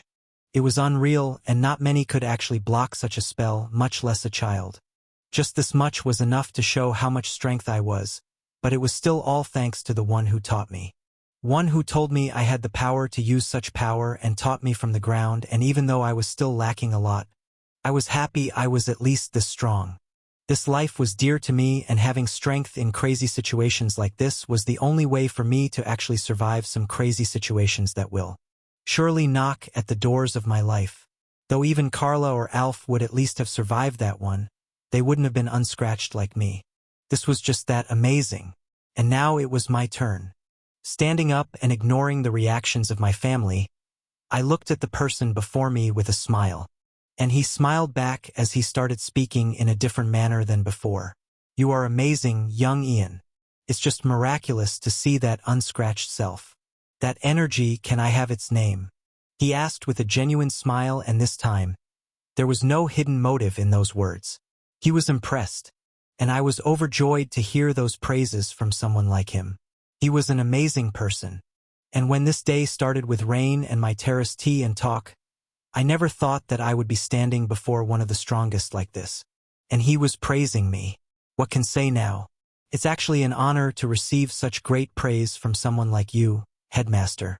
And it's all thanks to my master that I'm even strong enough to be here. As for this special energy, we call it soul nova. The special energy is almost equal to ether and mana in terms of environmental density, and although this is far thinner than even mana, in the methods we store this in the body, it almost fits in the entire body. It's amazing, but that's all I can say about it. Revealing too much data was just disadvantageous, even if I trusted this person before me unconditionally. And he understood that much as he just nodded and smiled at me. And I sighed, a deep sigh and a look of excitement. It's my turn now, headmaster. With a confident look and fire in my eyes, I took out a blue bow from my white crack. A bow that looked exceptional, and just from the look, one could tell this was no simple weapon. The special dense mana around it was also special, and the yellow enchantments on the bow were enough to tell that this bow was made from high-level materials. The crafting, the texture, the green string that looked immovable at a glance, but in my hands it was just a normal bow. Made with a deep sea shark's essence as its core, the bow decreased the mana, concentration, and stamina consumption of water-type spells. It was a level 9 like my previous bow, but this one was far stronger than that one. That one had no special skill like current channeling this one had, and the reason I took out this particular bow this time was simply to attack with some pretty awesome spell casting method. Some marvelous bow, young boy. But remember, I won't wait like last time when you finish this attack. So, get ready and prepare right now if you want something else.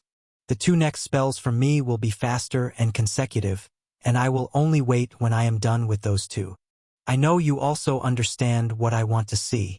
He smirked with the same smirk I had seen a while back, but this time I also smirked back at him. Thanks for informing me, dear headmaster. Bowing respectfully, I took out Asta, and as soon as his eyes fell on her, they widened like the time I told him about the land. And that surprise was genuine, just like the one before. That one. Was your master also the one who made it? His voice was hesitant and the look in his eyes was unbelievable. Rain was the only one before him who actually knew the worth of this weapon for now, but Asta was far more than just some normal weapon. And only he, someone who can see almost anything not restricted by the world with his world authority, could actually know the true worth of Asta. She was closest to the strongest ones, soul armaments, and this one, if I could say it, I would call Asta a noble artifact. Something stronger than any artifact there could, but not like a divine artifact. Well, Asta was surely stronger than any actual divine artifact, but not in terms of materialistic strength. Not in terms of hardness, the power it carried, or intelligence. Though the ego it had was just as good as a divine artifact's. The ability to learn that Asta had was like no other. A weapon that could store the enchantments, trigger them at the command, and become far more than just a divine artifact in an actual fight. And luckily, I had her for a while now, and she was a cute one.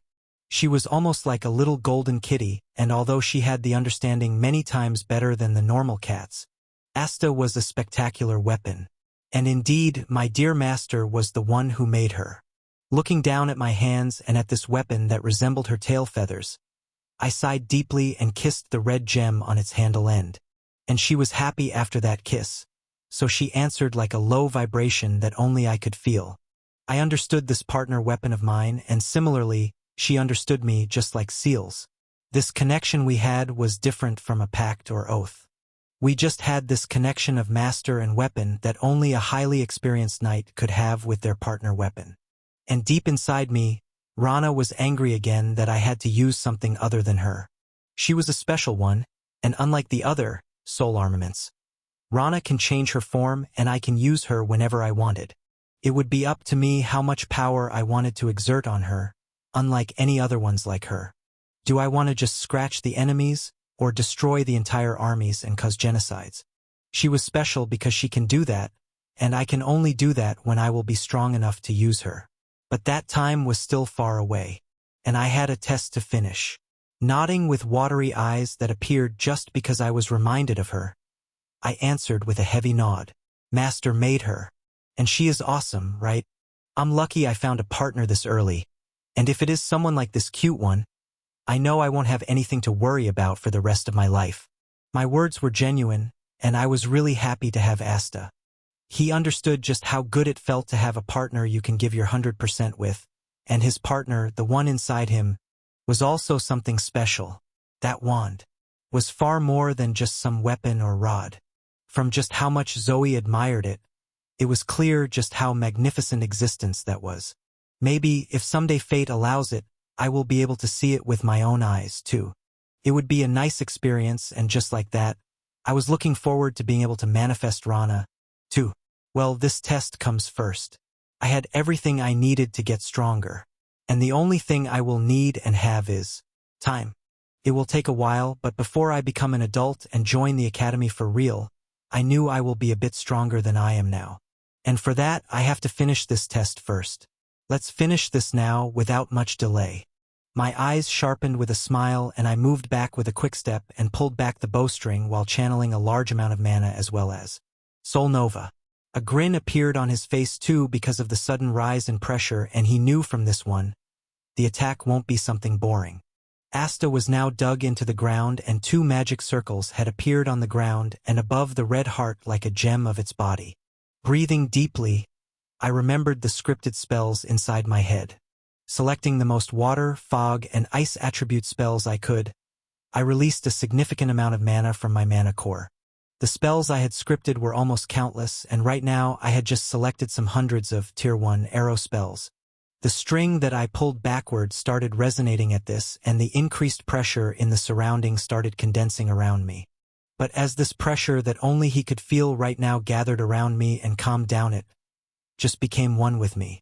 This was control over the energy, one of my specialties that blocked or utilized any excess energy and channeled that into the ongoing spell chant. This surprised him even more, and now he was serious about whatever was coming his way. It was going to be exciting, and I wanted to see just how an archmage would defend against hundreds of arrow spells.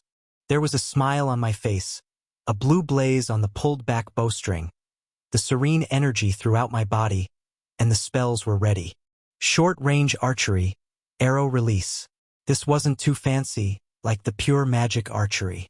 Just a single pure white arrow of light materialized on the bow, and a confident glow took over the hesitation in my eyes.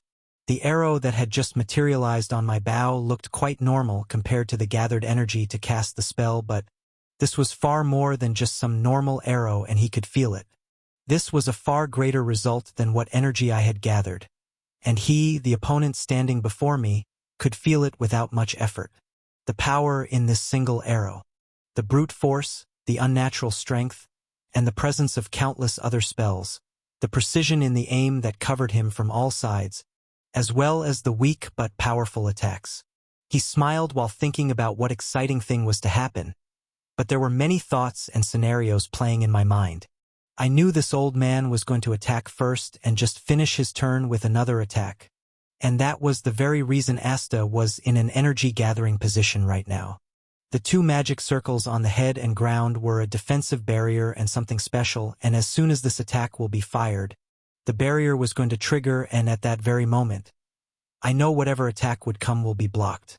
For some reason, he was taking me too seriously, and during the time we were facing each other like this, he gave me no openings, not even the slightest.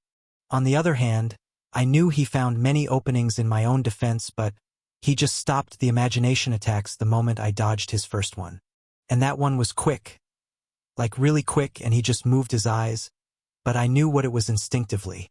It was a ferocious attack, and if not for my body acting on reflexes and avoiding the attacks, he could easily kill me without even giving me a chance to think about what the hell had just happened. But I avoided that one by hair's width. And then he had just stopped. Life was very important for me to just gamble for some key to some library with some awesome books. Not that I could stay there forever anyway. That freaking blocked place had some sort of defensive mechanism, and by the normal standards, one person could only stay there for an hour per day. And that was nothing for someone like me who loved to read for hours. But, well, it was what it was. I was ready now, the attack was done, and he was just standing there waiting to see what might happen. And he didn't have to wait for that long, as the eyes that were closed all this time opened, and I released the arrow. Or arrows. Boom! With a low sound explosion, the arrow was released, and as soon as it left the bow, the white arrow of light vanished. And in the area around the headmaster, many arrows that seemed to come out of nowhere appeared and started bombarding him. Arrows of water as sharp and fierce as a sea predator moving underwater with its jaws open. Arrows of hot steam that had the temperature near enough to almost melt some metals, and the arrows of ice, sharp and one that could pierce and freeze anything in their path. And that wasn't all. Water had many properties, and when used well, one can do many things with just some normal water spell. And every single one of those countless-looking spells was aimed at places not even someone as skilled as Grandpa could have dodged. And even he knew. Dodging when the entire arena was blocked with different spells and similar arrows that were set and ready to be released when he uses blink or something like that. And these arrows, these spells, there was actually no way to cancel them like the normal magic. They were special. Different from a spell where there is a core to the spell that acts as a power source to that spell and distributes the supplied mana by being the supply chamber of the spell. Here, the whole arrow is just a spell. Magic arrows. A spell with no actual form, and just like any materialized mana, these arrows were simple spells with nothing much complicated about them. And aside from their gorgeous appearance, nothing was eye-catching about them. But I knew one thing as the one who made them. They were powerful spells. Even though one can't stop them with magic and they could be blocked or countered comparatively easily, the spells that numbered in hundreds and, on top of that, used as not just a straight attack but also as traps, they were crazy amazing. And this whole thing, arrow release, wasn't meant to be used against the weak who didn't know what the hell was going on. Or any strong that knew precisely what was going on and counter the thing comparatively easily. This technique wasn't meant to be a PvP skill at all.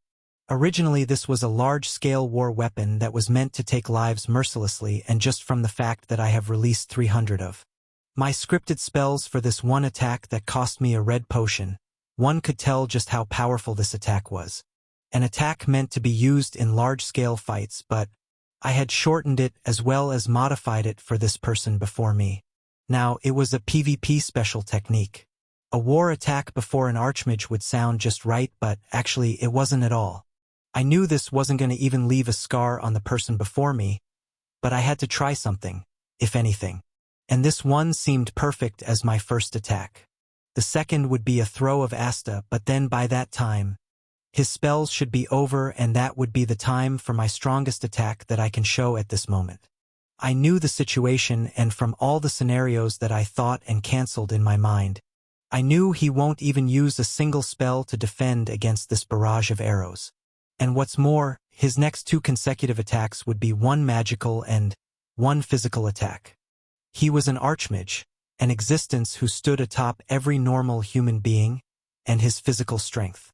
It was no joke, but I have to stop him, and those are probably the strongest attacks that would come my way. Well, I still had no idea why I was fighting the strongest archmage in the name of a test. But it wasn't such a bad thing. It was cool to see someone like him in action, and just like I thought, he didn't use any spells to block that countless hours of my scripted spells. There hadn't even been 2-3 seconds after the fight started, but the arrows that were being shot at him at a speed almost unknown to normal eyes on the pavilions just disappeared as soon as they even touched his body. Or, more like they never even touched him. In those split seconds, he moved his hands and caught every spell with his bare hands, reminding me of my master once again. She was just that strong to catch even my special, tier 3 spells, but he caught them just like she used to do, and what more, he just crushed the strong arrow spells with his bare hands. And these all happened so fast even I lost track of how his hands were moving and just stayed in my position like that. The red potion was great, and the faster effect was even better in this kind of situation. Took too much concentration in that attack, but it was okay now. I was ready, and though it might have seemed a slow talk till now, this was all 4 seconds into that fight. He just destroyed the spells, and not only that, at the end when he felt like the arrows were down, he snapped his fingers. Snap. And a shockwave so great that even the barrier he set up himself started wobbling, spread out throughout the surroundings. The remaining spells coming at him were destroyed, the spells set up as traps were destroyed, and what's more, the ground almost split open from the vibration of the spell. Thankfully, I reacted quickly and protected my ears with a Greater Soul Nova spell, which naturally couldn't be counted as an attack spell like this shockwave. And like a devil, he was smirking while looking at me after causing all this destruction. It's coming. I knew I wouldn't see this physical attack, and that was precisely the reason I set Asta up before me. The spells I used weren't actually useless, but they didn't actually do much either. And as soon as the ear-piercing sound from the pure mana-powered snap vanished, the headmaster disappeared from his place. And this time, even before I could react. He was almost before me, in a punching motion, with the same smirk plastered on his face. That bastard. I couldn't help but curse at this fight while looking at my darling friend Ian and that F. First, it was me, but this time he wasn't even thinking his opponent was just a soon-to-be 12-year-old kid. I knew Ian was strong, and now I believe it even deeply after seeing him walking out of that crater after the explosion unscratched. He was amazing, but his opponent, that MF piece of trash slays bastard, was something I can never truly believe in even after respecting his powers unconditionally. I knew he would do something like this. He had done the same with me last time, fighting a serious fight in the name of a test. He was a brain-sick old bastard. I was fine after that fight just because he treated me, but that fight was some of the deadliest ones in my life. It felt like I was once again before some ferocious, indigo, ranked beast. He used magic and powerful ones that were clearly beyond my powers, but I barely managed to come out of them alive. But even in my fight, he had never used his superhuman strength. Never he had even moved from his spot in that fight and just used spells that seemed unreasonably strong. And on top of that, he even used ether spells in my fight, so there was no guarantee he wouldn't use it more than once this time. Ether was one of the most fundamental energies of the world, and although few could control it, those who can be even stronger than those of the same rank as him. He may be the headmaster of the most amazing school in the world, but how dare he fight like that against my Ian? And all this after the brutal beating from our grandparents. He's gone mad from living for that long. Definitely. He first used that seriously strong, explosive, gorgeous fireball. Then he just destroyed every single beautiful arrow spell Ian threw at his every possible vital point. Ian. Even that monster bastard was more than just amazing. I had to pick someday and set an all-out fight date with him. And I will just grind him to pieces. Well, we can think about that one later. His spells were strong and special in themselves. Just being able to materialize those spells at that much precision, that absurd control over surrounding energy and those weapons, even if I can't feel things happening inside that barrier, I can still see that with my eyes. And the things I had seen in those few moments this fight had lasted were something I couldn't even have believed if I didn't know the person going. Against an archmage. A young boy going against the strongest mage in the world. Just this thought was absurd, but both of them were enjoying this fight. My lovely friend was seeing the true power one could obtain with effort, amazing talents, and a tough life. I knew, he told me as much after that long tree conversation, that his master was one of the strongest beings one could think. But this was different from fighting the one who taught you. Even I felt something like this while fighting this old bastard. It's different to go against a truly strong person and fight without life's threat.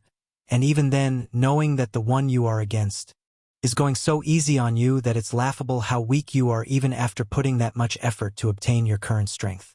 But this opponent that I had faced and he is facing was a different kind all in itself. He was a crazy old man, but he was caring. He was good, and he took everything into account to ensure nothing actually dangerous would happen to us. He was pure to the bone, and knowing this made him even more of a bastard in my eyes. He just smiled at things that are absurd, things that one would never think about or even after one beats him to a pulp. He is strong, and he knows it too, and even after knowing that, he doesn't miss any chance to have fun. I could never actually hate him, but I didn't want to like his guts, too. And all this with that pretty appearance. Though it was different from Ian, he was attractive just from his looks. Pretty but experienced, wise, and true at the same time. Those two monsters fighting right now. They were somewhat similar to each other. Though their lives had been different, they were both good at the core, caring, and loved what they were doing. But still, that crazy old man was going too far this time. As an archmage, and one that can use the energy even some gods cannot, his physical powers were far above even our grandpas who specialized in physical combat. And using his strength to block was fine to one extent, but he was going to punch him.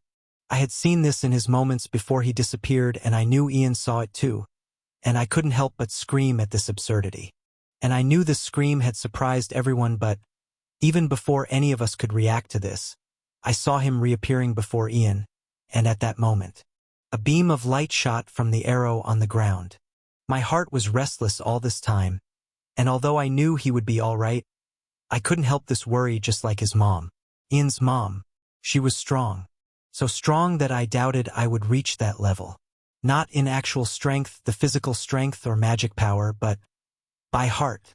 Just seeing her own child in situations like these was aching. Even I knew that, but she endured all that. She just believed her son and looked at the fight with a calm heart and mind.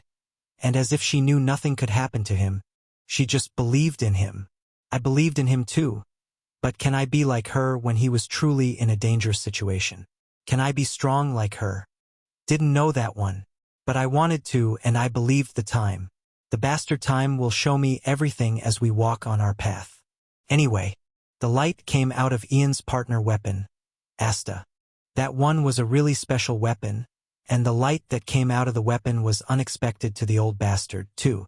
More than that, this was no normal light as the moment it shot out of the arrow. It pierced all the barriers other than the one headmaster had set, and the light that flashed before his face blocked his advancement mid-air, and he was thrown back. This was sudden, truly strange, and this golden light didn't stop just there.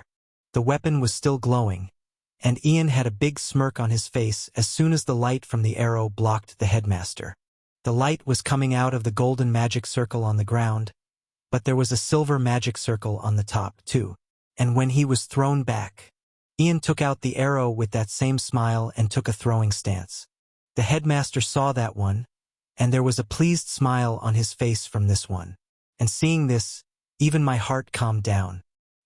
He knew he would go for the physical attack, and he set the arrow before him from the start with the spell on auto-activation just after his attack's time. Although the headmaster would have guessed it was something like this, even he couldn't have believed the timing would be this precise. The timing was just perfect. Even I couldn't believe that much. And the way Ian was smiling right now. He was glad things worked out as he had thought. It took a deep understanding of the opponent to predict the next move, the opponent, and the way he just did this was absurdly unreal. There was no way he could have extracted much information from him to know his habits, his mindset, or there was even no way he would know the headmaster's habit of frontal assault. It was as if he knew him for a long time, had been with him and watched him fight in many battles. Wait a minute. I just remembered this, and from the way the headmaster was smiling, I knew he had long figured things out, and it made this situation even more fun for him. And after thinking about this scenario, I couldn't help my ludicrous smile. Ian, oh Ian, you sly bastard. He was ready for the moment this thing happens, and the moment headmaster was thrown back, taking out the arrow, covering it with a marvelous-looking pure white energy.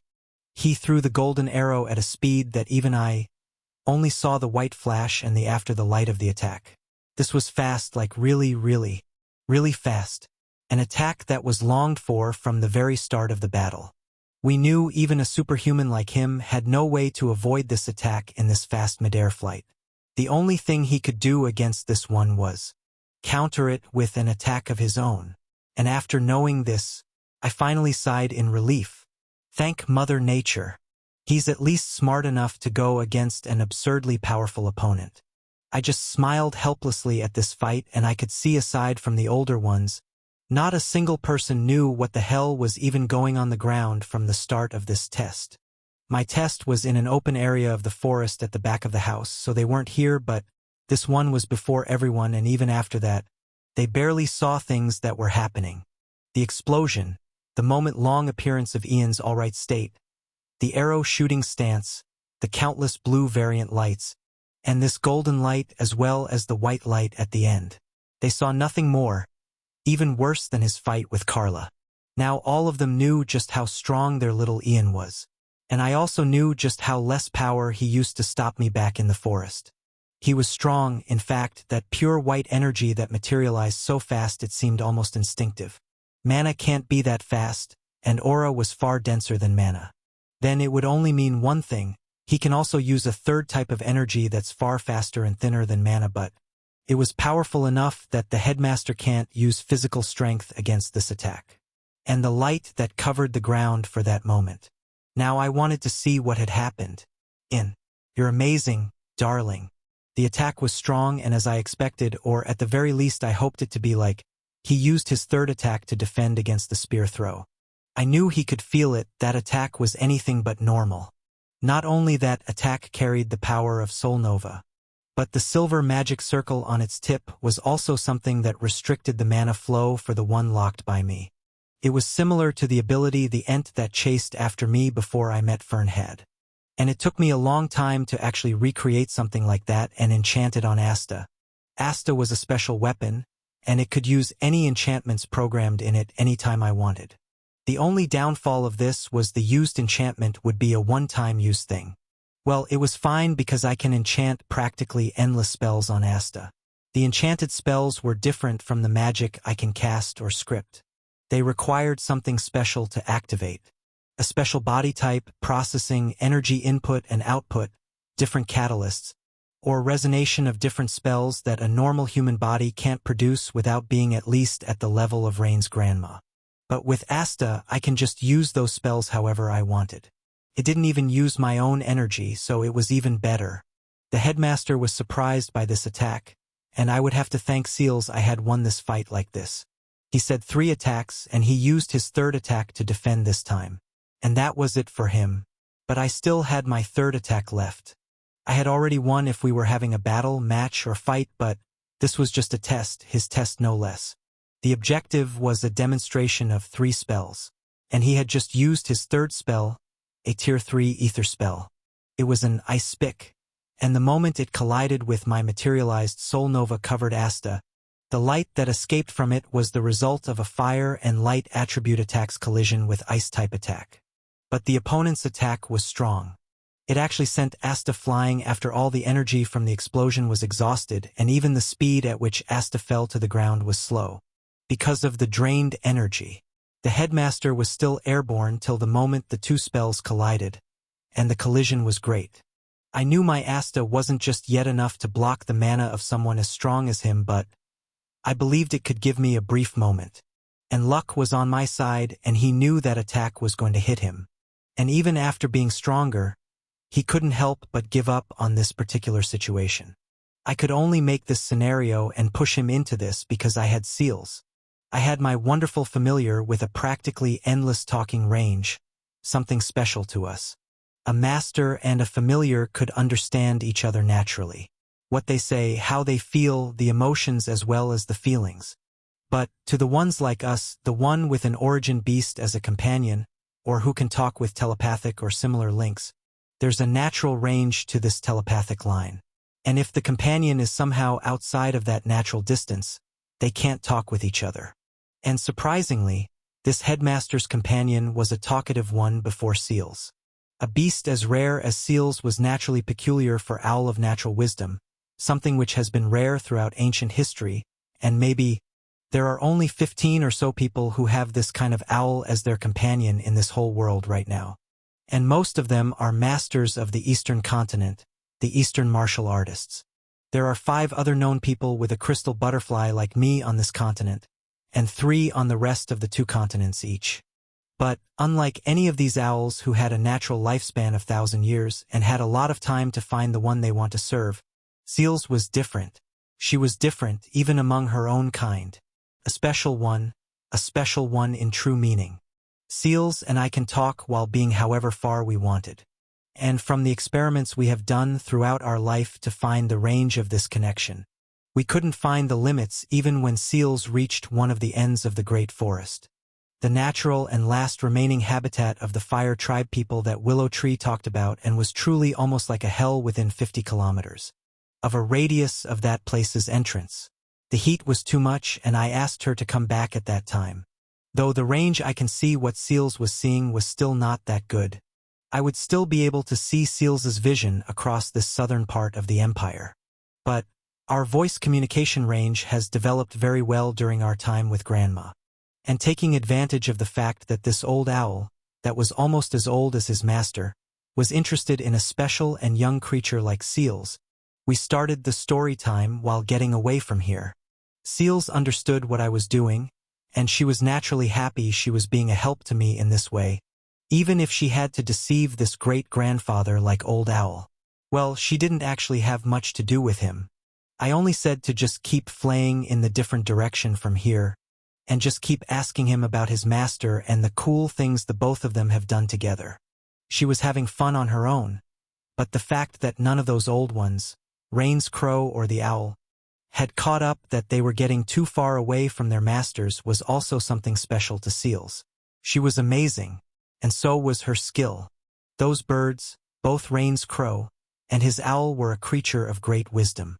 But before a young one like Seals, who was as strong as both of them, they couldn't do much but get sucked in her sweet talk, gentle voice, childish chuckles, and the unnoticeable energy that almost cut off their connection with their masters. They could do nothing but the things she wanted. It wasn't something Seals would have learned without our master's help, but Seals was some of the greatest learners she had seen, and when I heard her, a divine beast of wisdom, praise my dear little Seals so much, I couldn't help but be happy. To use her skill and create a scenario and perfect conditions, atmosphere, and mood to make the other companions tell her about their masters. Even bigger cheat than the disguise. But this one only worked against familiars, not any other beast, even if it is of the same kind. This was a complicating thing, but, in short, as long as it was a familiar weaker than Seals, they can never actually defeat her or hide something from her. This was something only she could do and not her clones. But still, this was amazing.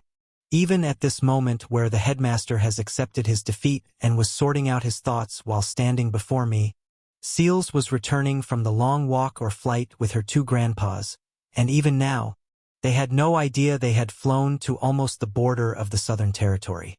And they would never know, not until their masters are smart enough to figure out something like this had happened. And I knew the headmaster, as well as Rain, would figure out Seals had something to do with this one, but I knew even this thousands-of-year-old headmaster before me could never actually do anything about this ability. Seals was familiar, and her ability was for familiars, not humans or any other intelligent race. Although she would have a hard time doing something like this again after their masters tell them, I believed she could pull this one off regardless of that. It wasn't her fault. She was a natural sweet talker and genuinely pure being. She was smart, good, cheerful, and some of the happiest creatures I had ever seen in this complicated life of mine. And she was too perfect and compatible with me that I could never thank her enough for being with me. I survived today and won against one of the strongest in the world.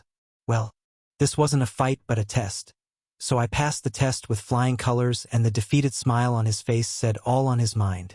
His last attack has been wasted, and that was a great feat I had just accomplished there. He was an archmage, one who loved playing with opponents who had something special about them and test a certain aspect of their talents. The owl was a good storyteller too, and as I heard those things, I was seeing the person before me in a new light.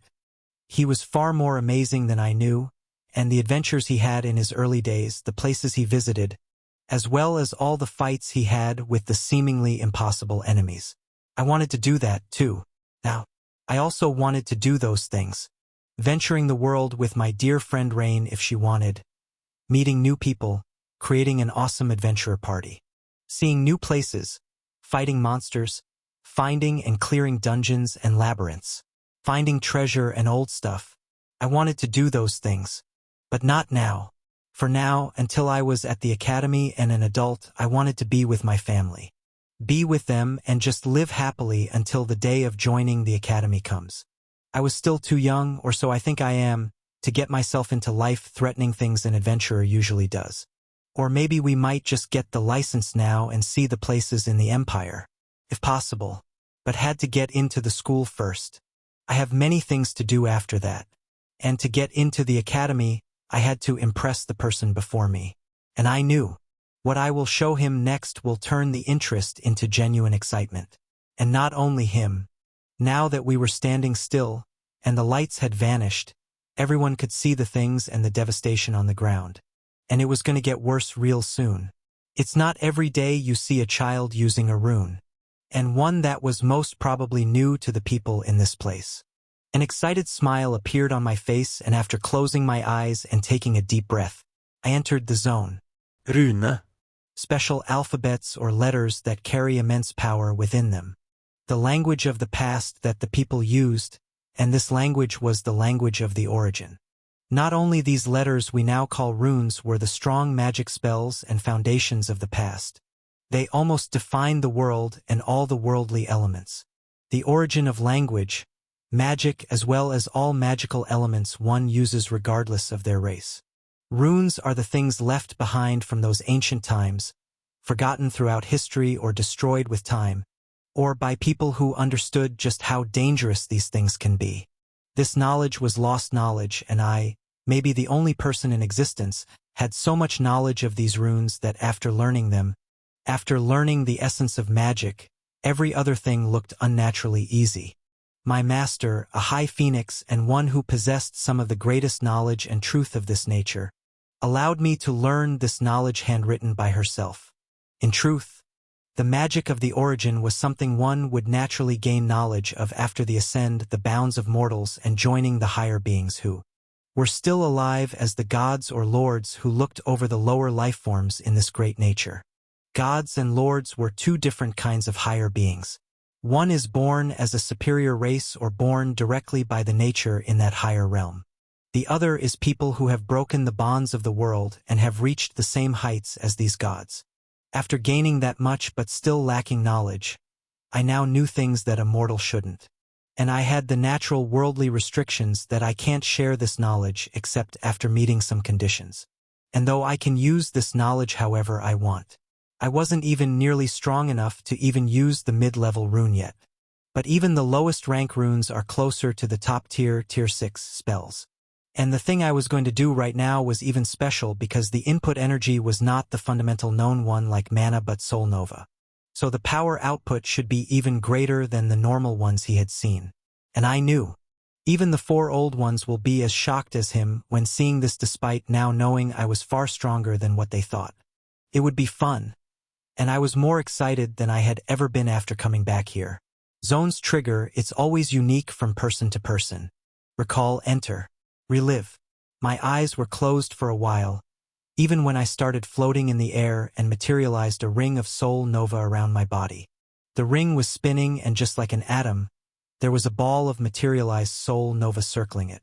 And when I opened my eyes with white sparks cracking in them, everyone spectating this fight knew something new, bizarre, unexpected, and destructive was going to happen. And, well, they were right. I loved this feeling of being in this state of complete oneness. I experienced Zone for the first time a long time ago, and I have progressed in it deeper than normally was possible. And after I mastered the body and soul control perfectly and was able to freely enter the astral state and separate the soul from the body for a greater time, I learned about realms that weren't even recorded in the normal books of the general sections of the library. I only understood those celestial things after my master explained that stuff to me, and she had warned me, It was too early for me to do that stuff, and even if it was an intoxicating feeling, I had to stop that. Zone was something far more than just becoming one with mind and body. I can almost put it on autopilot if I went at least at the bottom of the high zone, but that state was something I could only achieve when I have someone strong against me. And not someone strong like a headmaster, that would work, but no. Someone specialized in physical close quarters combats. Or an unimaginable number of strong opponents coming at me at once. And this took time, so I can't just trigger it as I do with a normal zone. Maybe Carla can if she understood herself faster and found those raw powers hidden under her finely polished basic sword talents. Flames aren't the only thing that burns, and that was the only advice I could give to that cool but hot-headed girl. It was up to her how she figures things out, but then I knew she will understand things on the path she has chosen. Glory wasn't something one could achieve in one day, and becoming a candle of hope in everyone's heart in times of need was something I didn't want to do. I could be the protagonist, but I was no hero.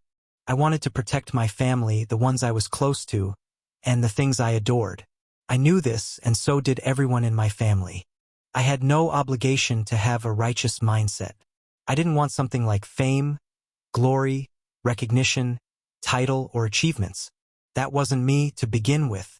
I wanted to live a life with my own beliefs, my own ideals, and my own self. Yes, I would help if there was something wrong and needed my help, but that's it. Who would want to go to some different place just to save people I had never ever known? She wanted to do it, and she wasn't the only one in this world. There were many like her. Rigorous, good, kind. Ones who walked on the path of a hero. And there were also many who truly embraced and worshipped the darkness. Those were villains of this story if ones like Carla were heroes. And I despised them enough that even if I detect one such as them, I would wait and find all the accomplices of them and then do a mass genocide. My thoughts were starting to wander in the wrong places, so I just came back and took a deep breath with the glowing red eyes with pure white sparks of light dancing in them. This was something exciting to watch, and right now, for Mom and others, it was difficult, so they were just speechless. Alf was excited, and Anna was just staring at me with sparkling eyes. In this state, I knew everything happening in the surroundings, as well as almost anything he was doing or doing at this moment. But he was just purely amazed and looking forward to what I was going to show them.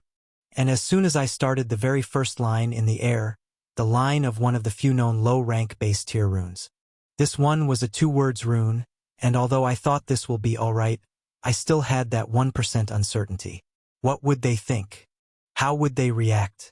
Just what kind of questions pop up in their mind after seeing this? It wasn't some bad thing that their 12-year-old knows a rune, but being able to use that highly complex word structure that required an unreal energy control was a task few could actually perform. It would just ultimately worry them. But I was smiling right now, which meant I was excited. Even if they can't help but smile helplessly at this behavior, what else can these helpless family members do? I sighed internally, and with that same excited smirk, looking at the headmaster who had asked me to show the best thing I can do, I started the drawing. The circling ball of soul nova around my body became an inkpot for me, and the first 2 fingers were a brush. The ring of soul nova that the pure white ball was connected to vanished, and the ball of energy stood beside my hands, decreasing at every stroke of strange text I wrote.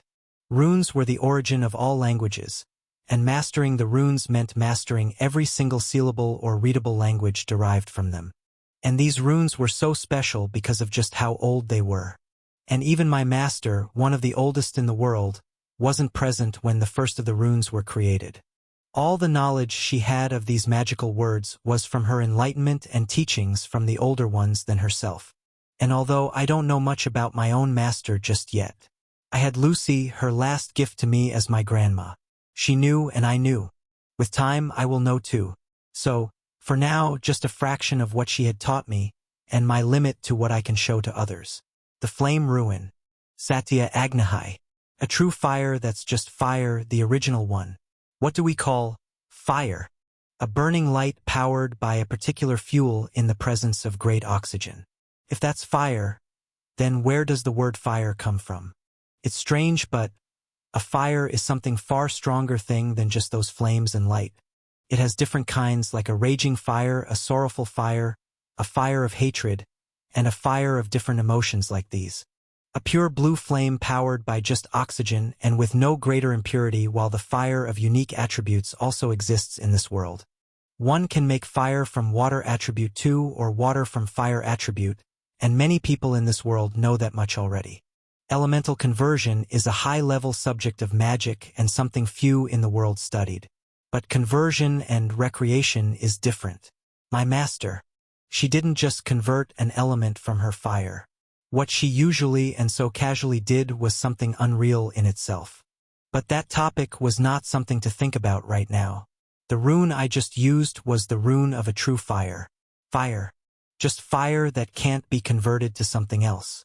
Fire is usually born when enough heat is applied to an energy source in the presence of enough oxygen. That's the standard fire, and there are countless different energies to use as fuel. I used Soul Nova, something as pure as ether and far lighter than mana, almost something of a gracious state. Though it's more of a light beam ray state, but here it's just the fuel.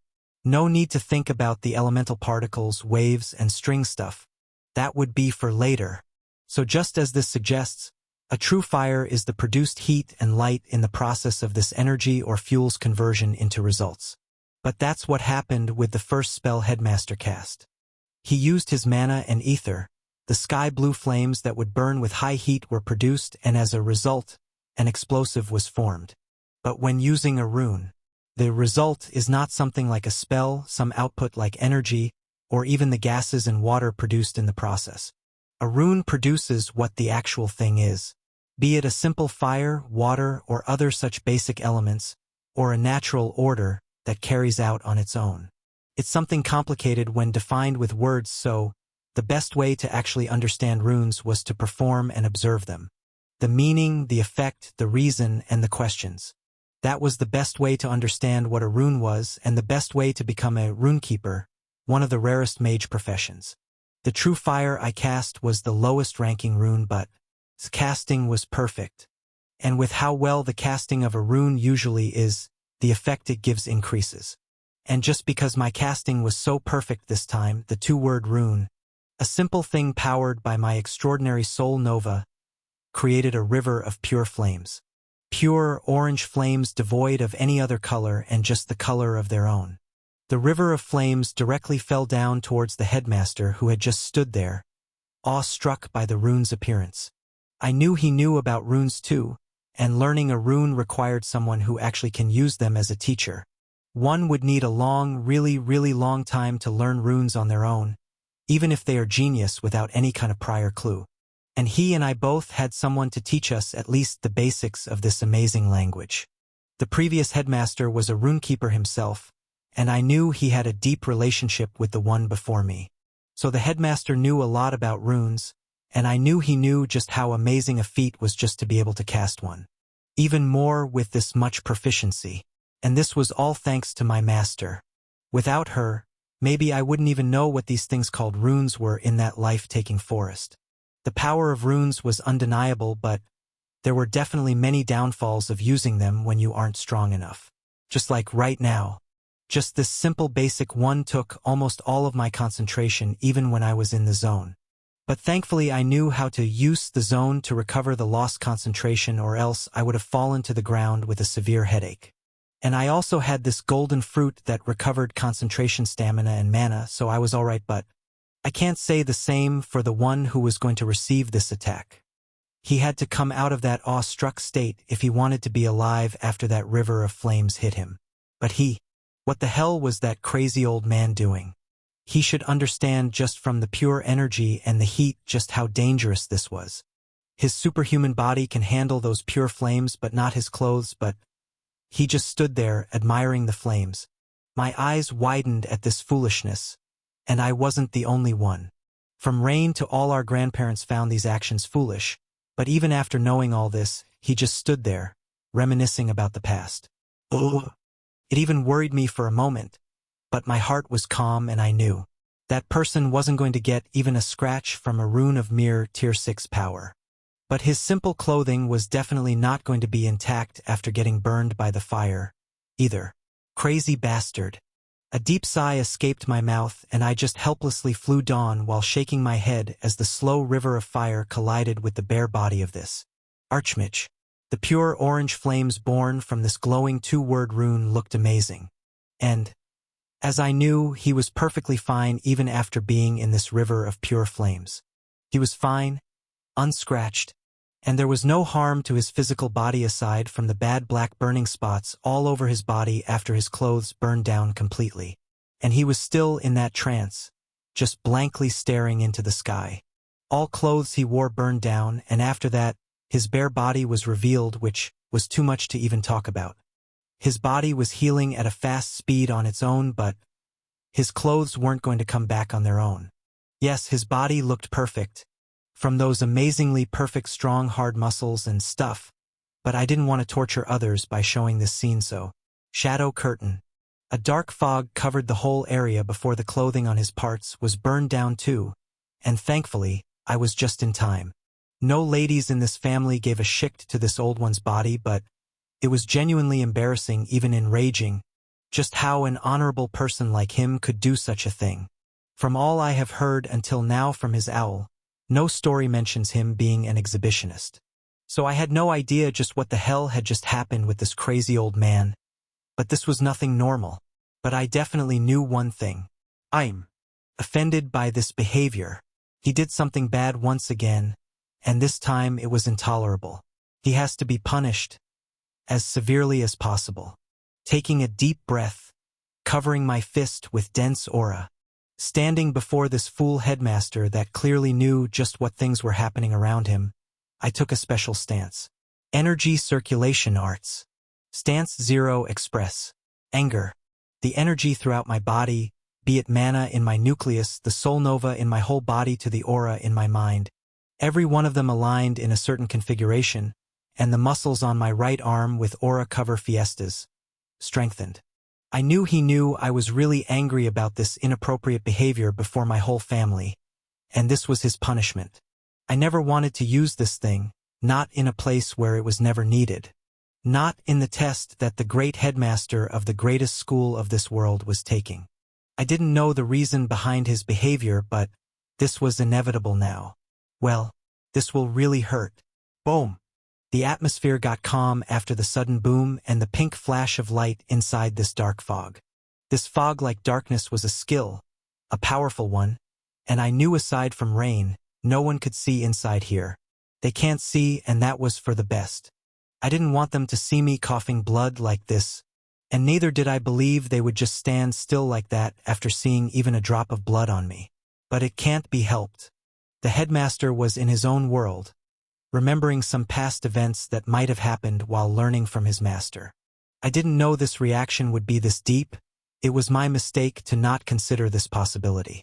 But he was more than capable enough to come out of those trains of memories and emotions on his own very easily. I knew he was deliberately not doing that, fully knowing he was safe and nothing would happen to him, and that I would take care of the aftermath like this. He just believed in me, and I had no problem with that one. But you are an archmage, you bastard. At least wear clothes of level 8 or more. What were you even thinking wearing these mere level 6 clothes?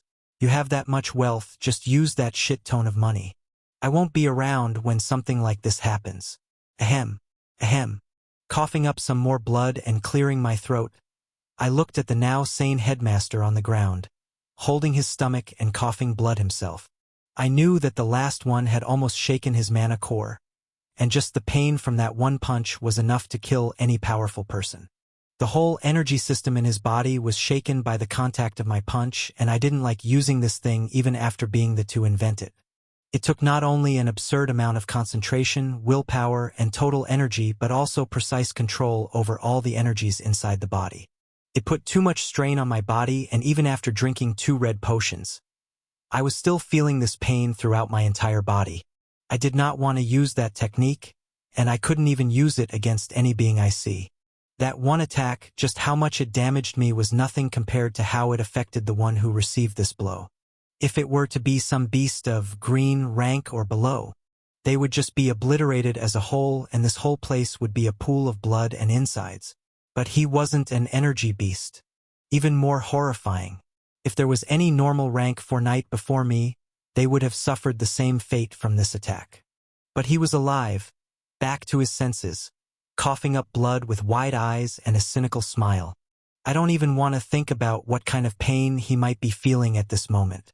That one attack was meant to induce unreal pain to the opponent, if they didn't die instantly.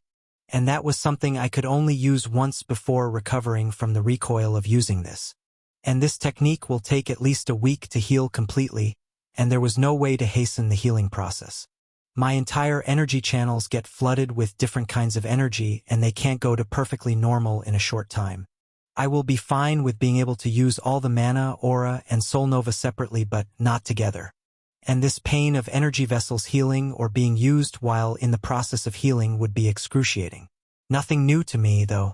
The pain was just an important part of my life, and I avoided using this technique at all costs, even against Grandma. I only used this one once a month just to perfect it in the training sessions. And this was the most basic use of this technique. That made an archmage bleed. He was coughing up blood, though not as bad as me.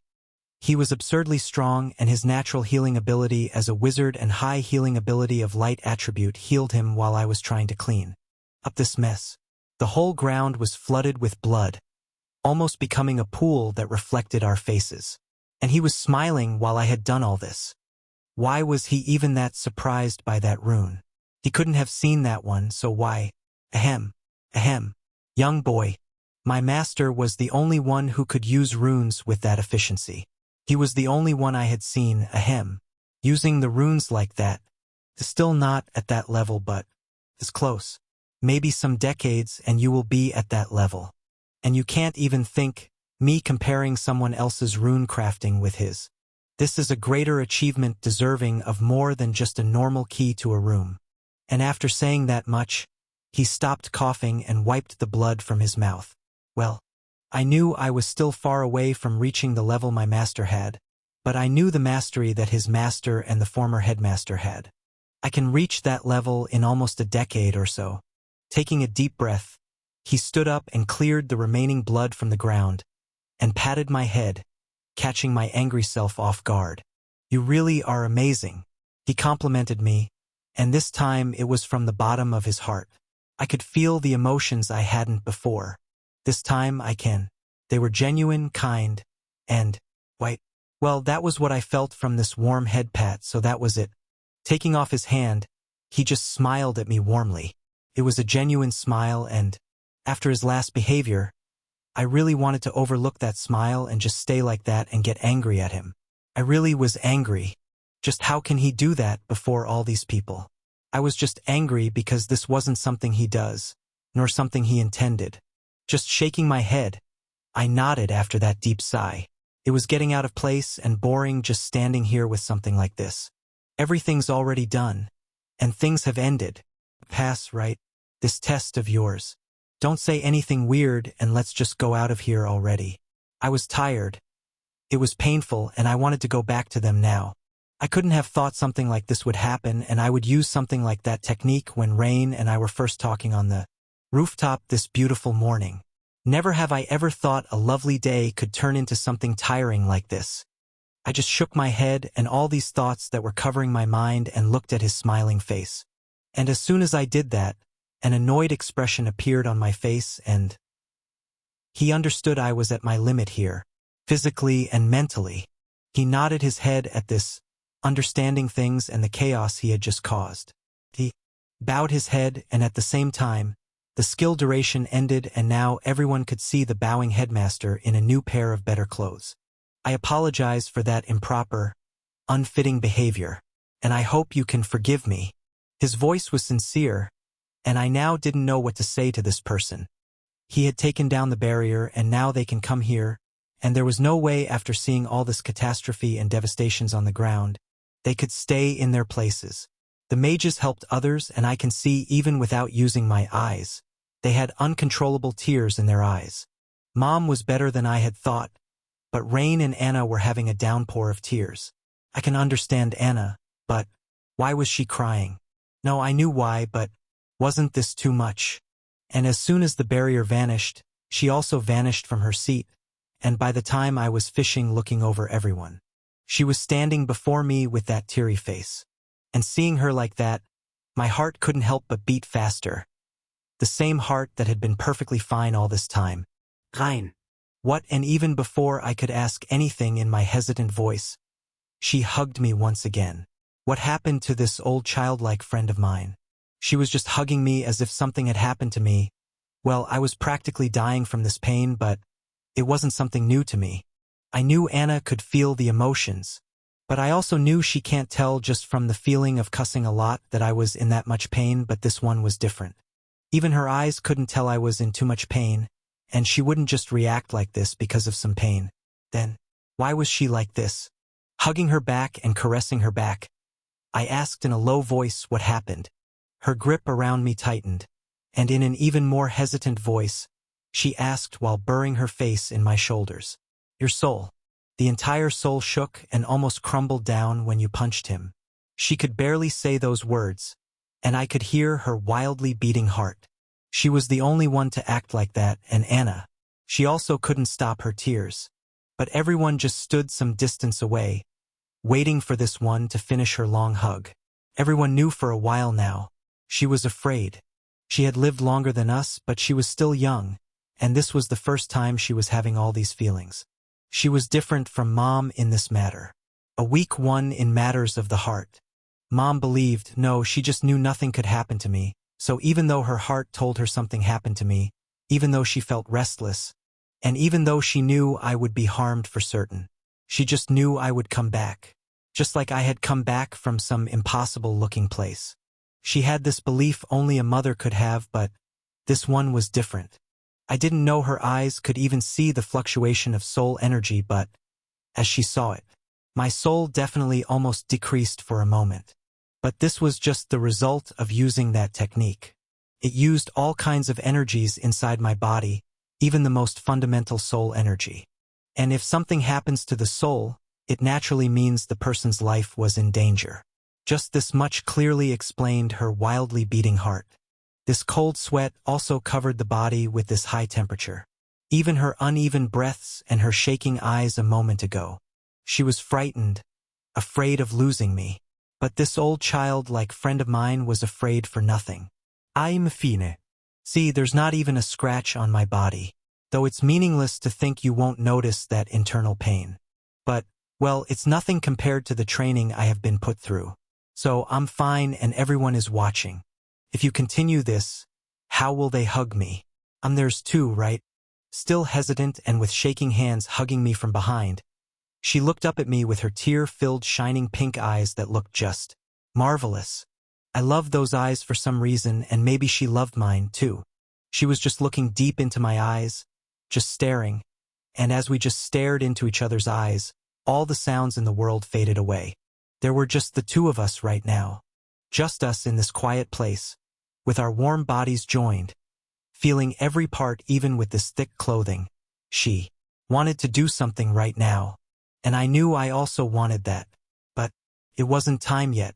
It was difficult, too difficult in this particular situation, but I closed my eyes and just hugged her back.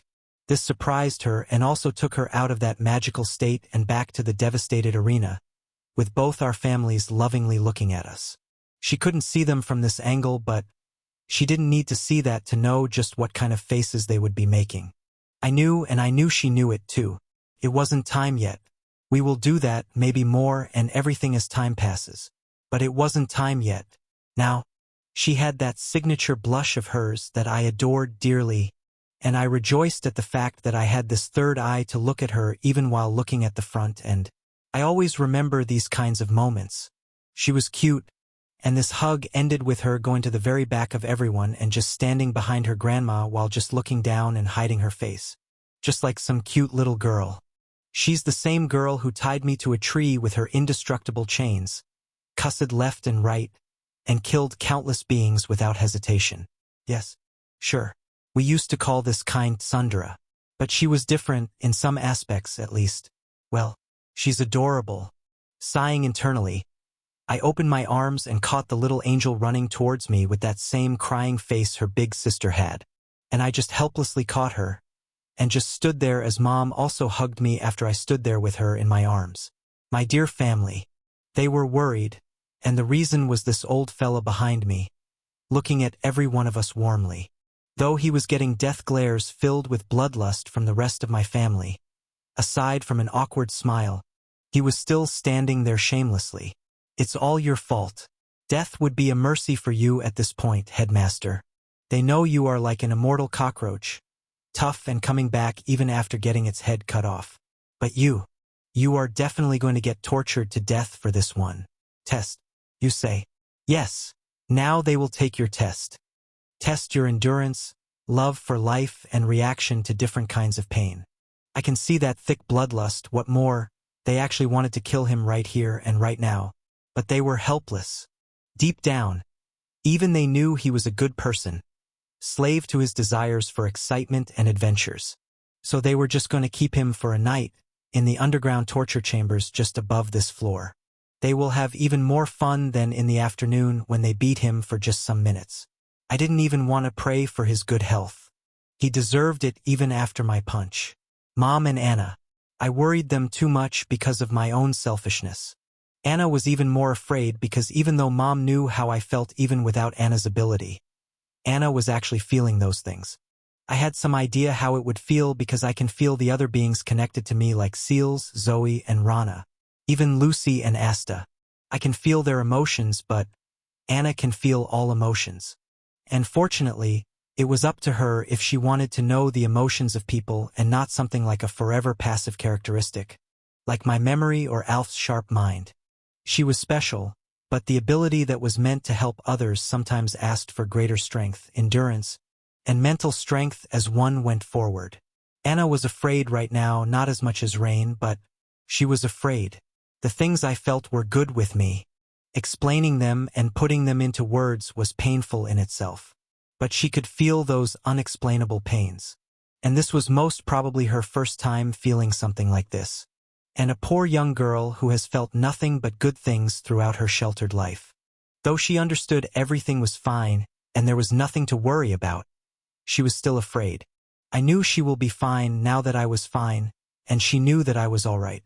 I was just relieved she was such a wonderful kid. Mom was worried, but she knew I was fine, so she was just hugging me to ease her pain, and so does mine. I was fine, but having these two with me made me feel complete. And I wanted to just be in this moment for as long as I can. But maybe this bastard of a headmaster couldn't watch this heartwarming scene for more, and called my name loudly, breaking the serenity this destroyed place had. Ian. His voice was sincere-sounding, and my third eye had already returned to the other floor to check things up. His voice was truly annoying for this moment after all he had done today. Even that punishment was nothing compared to the rage I felt. I didn't want to look and just hug them like this, but Mom tapped my back and released me from her gentle embrace. This one surprised me, as well as a confused expression of how they didn't react to these words as it should clouded my face. And a surprise even greater than the previous one painted my face as soon as I looked back at the old, young-looking headmaster.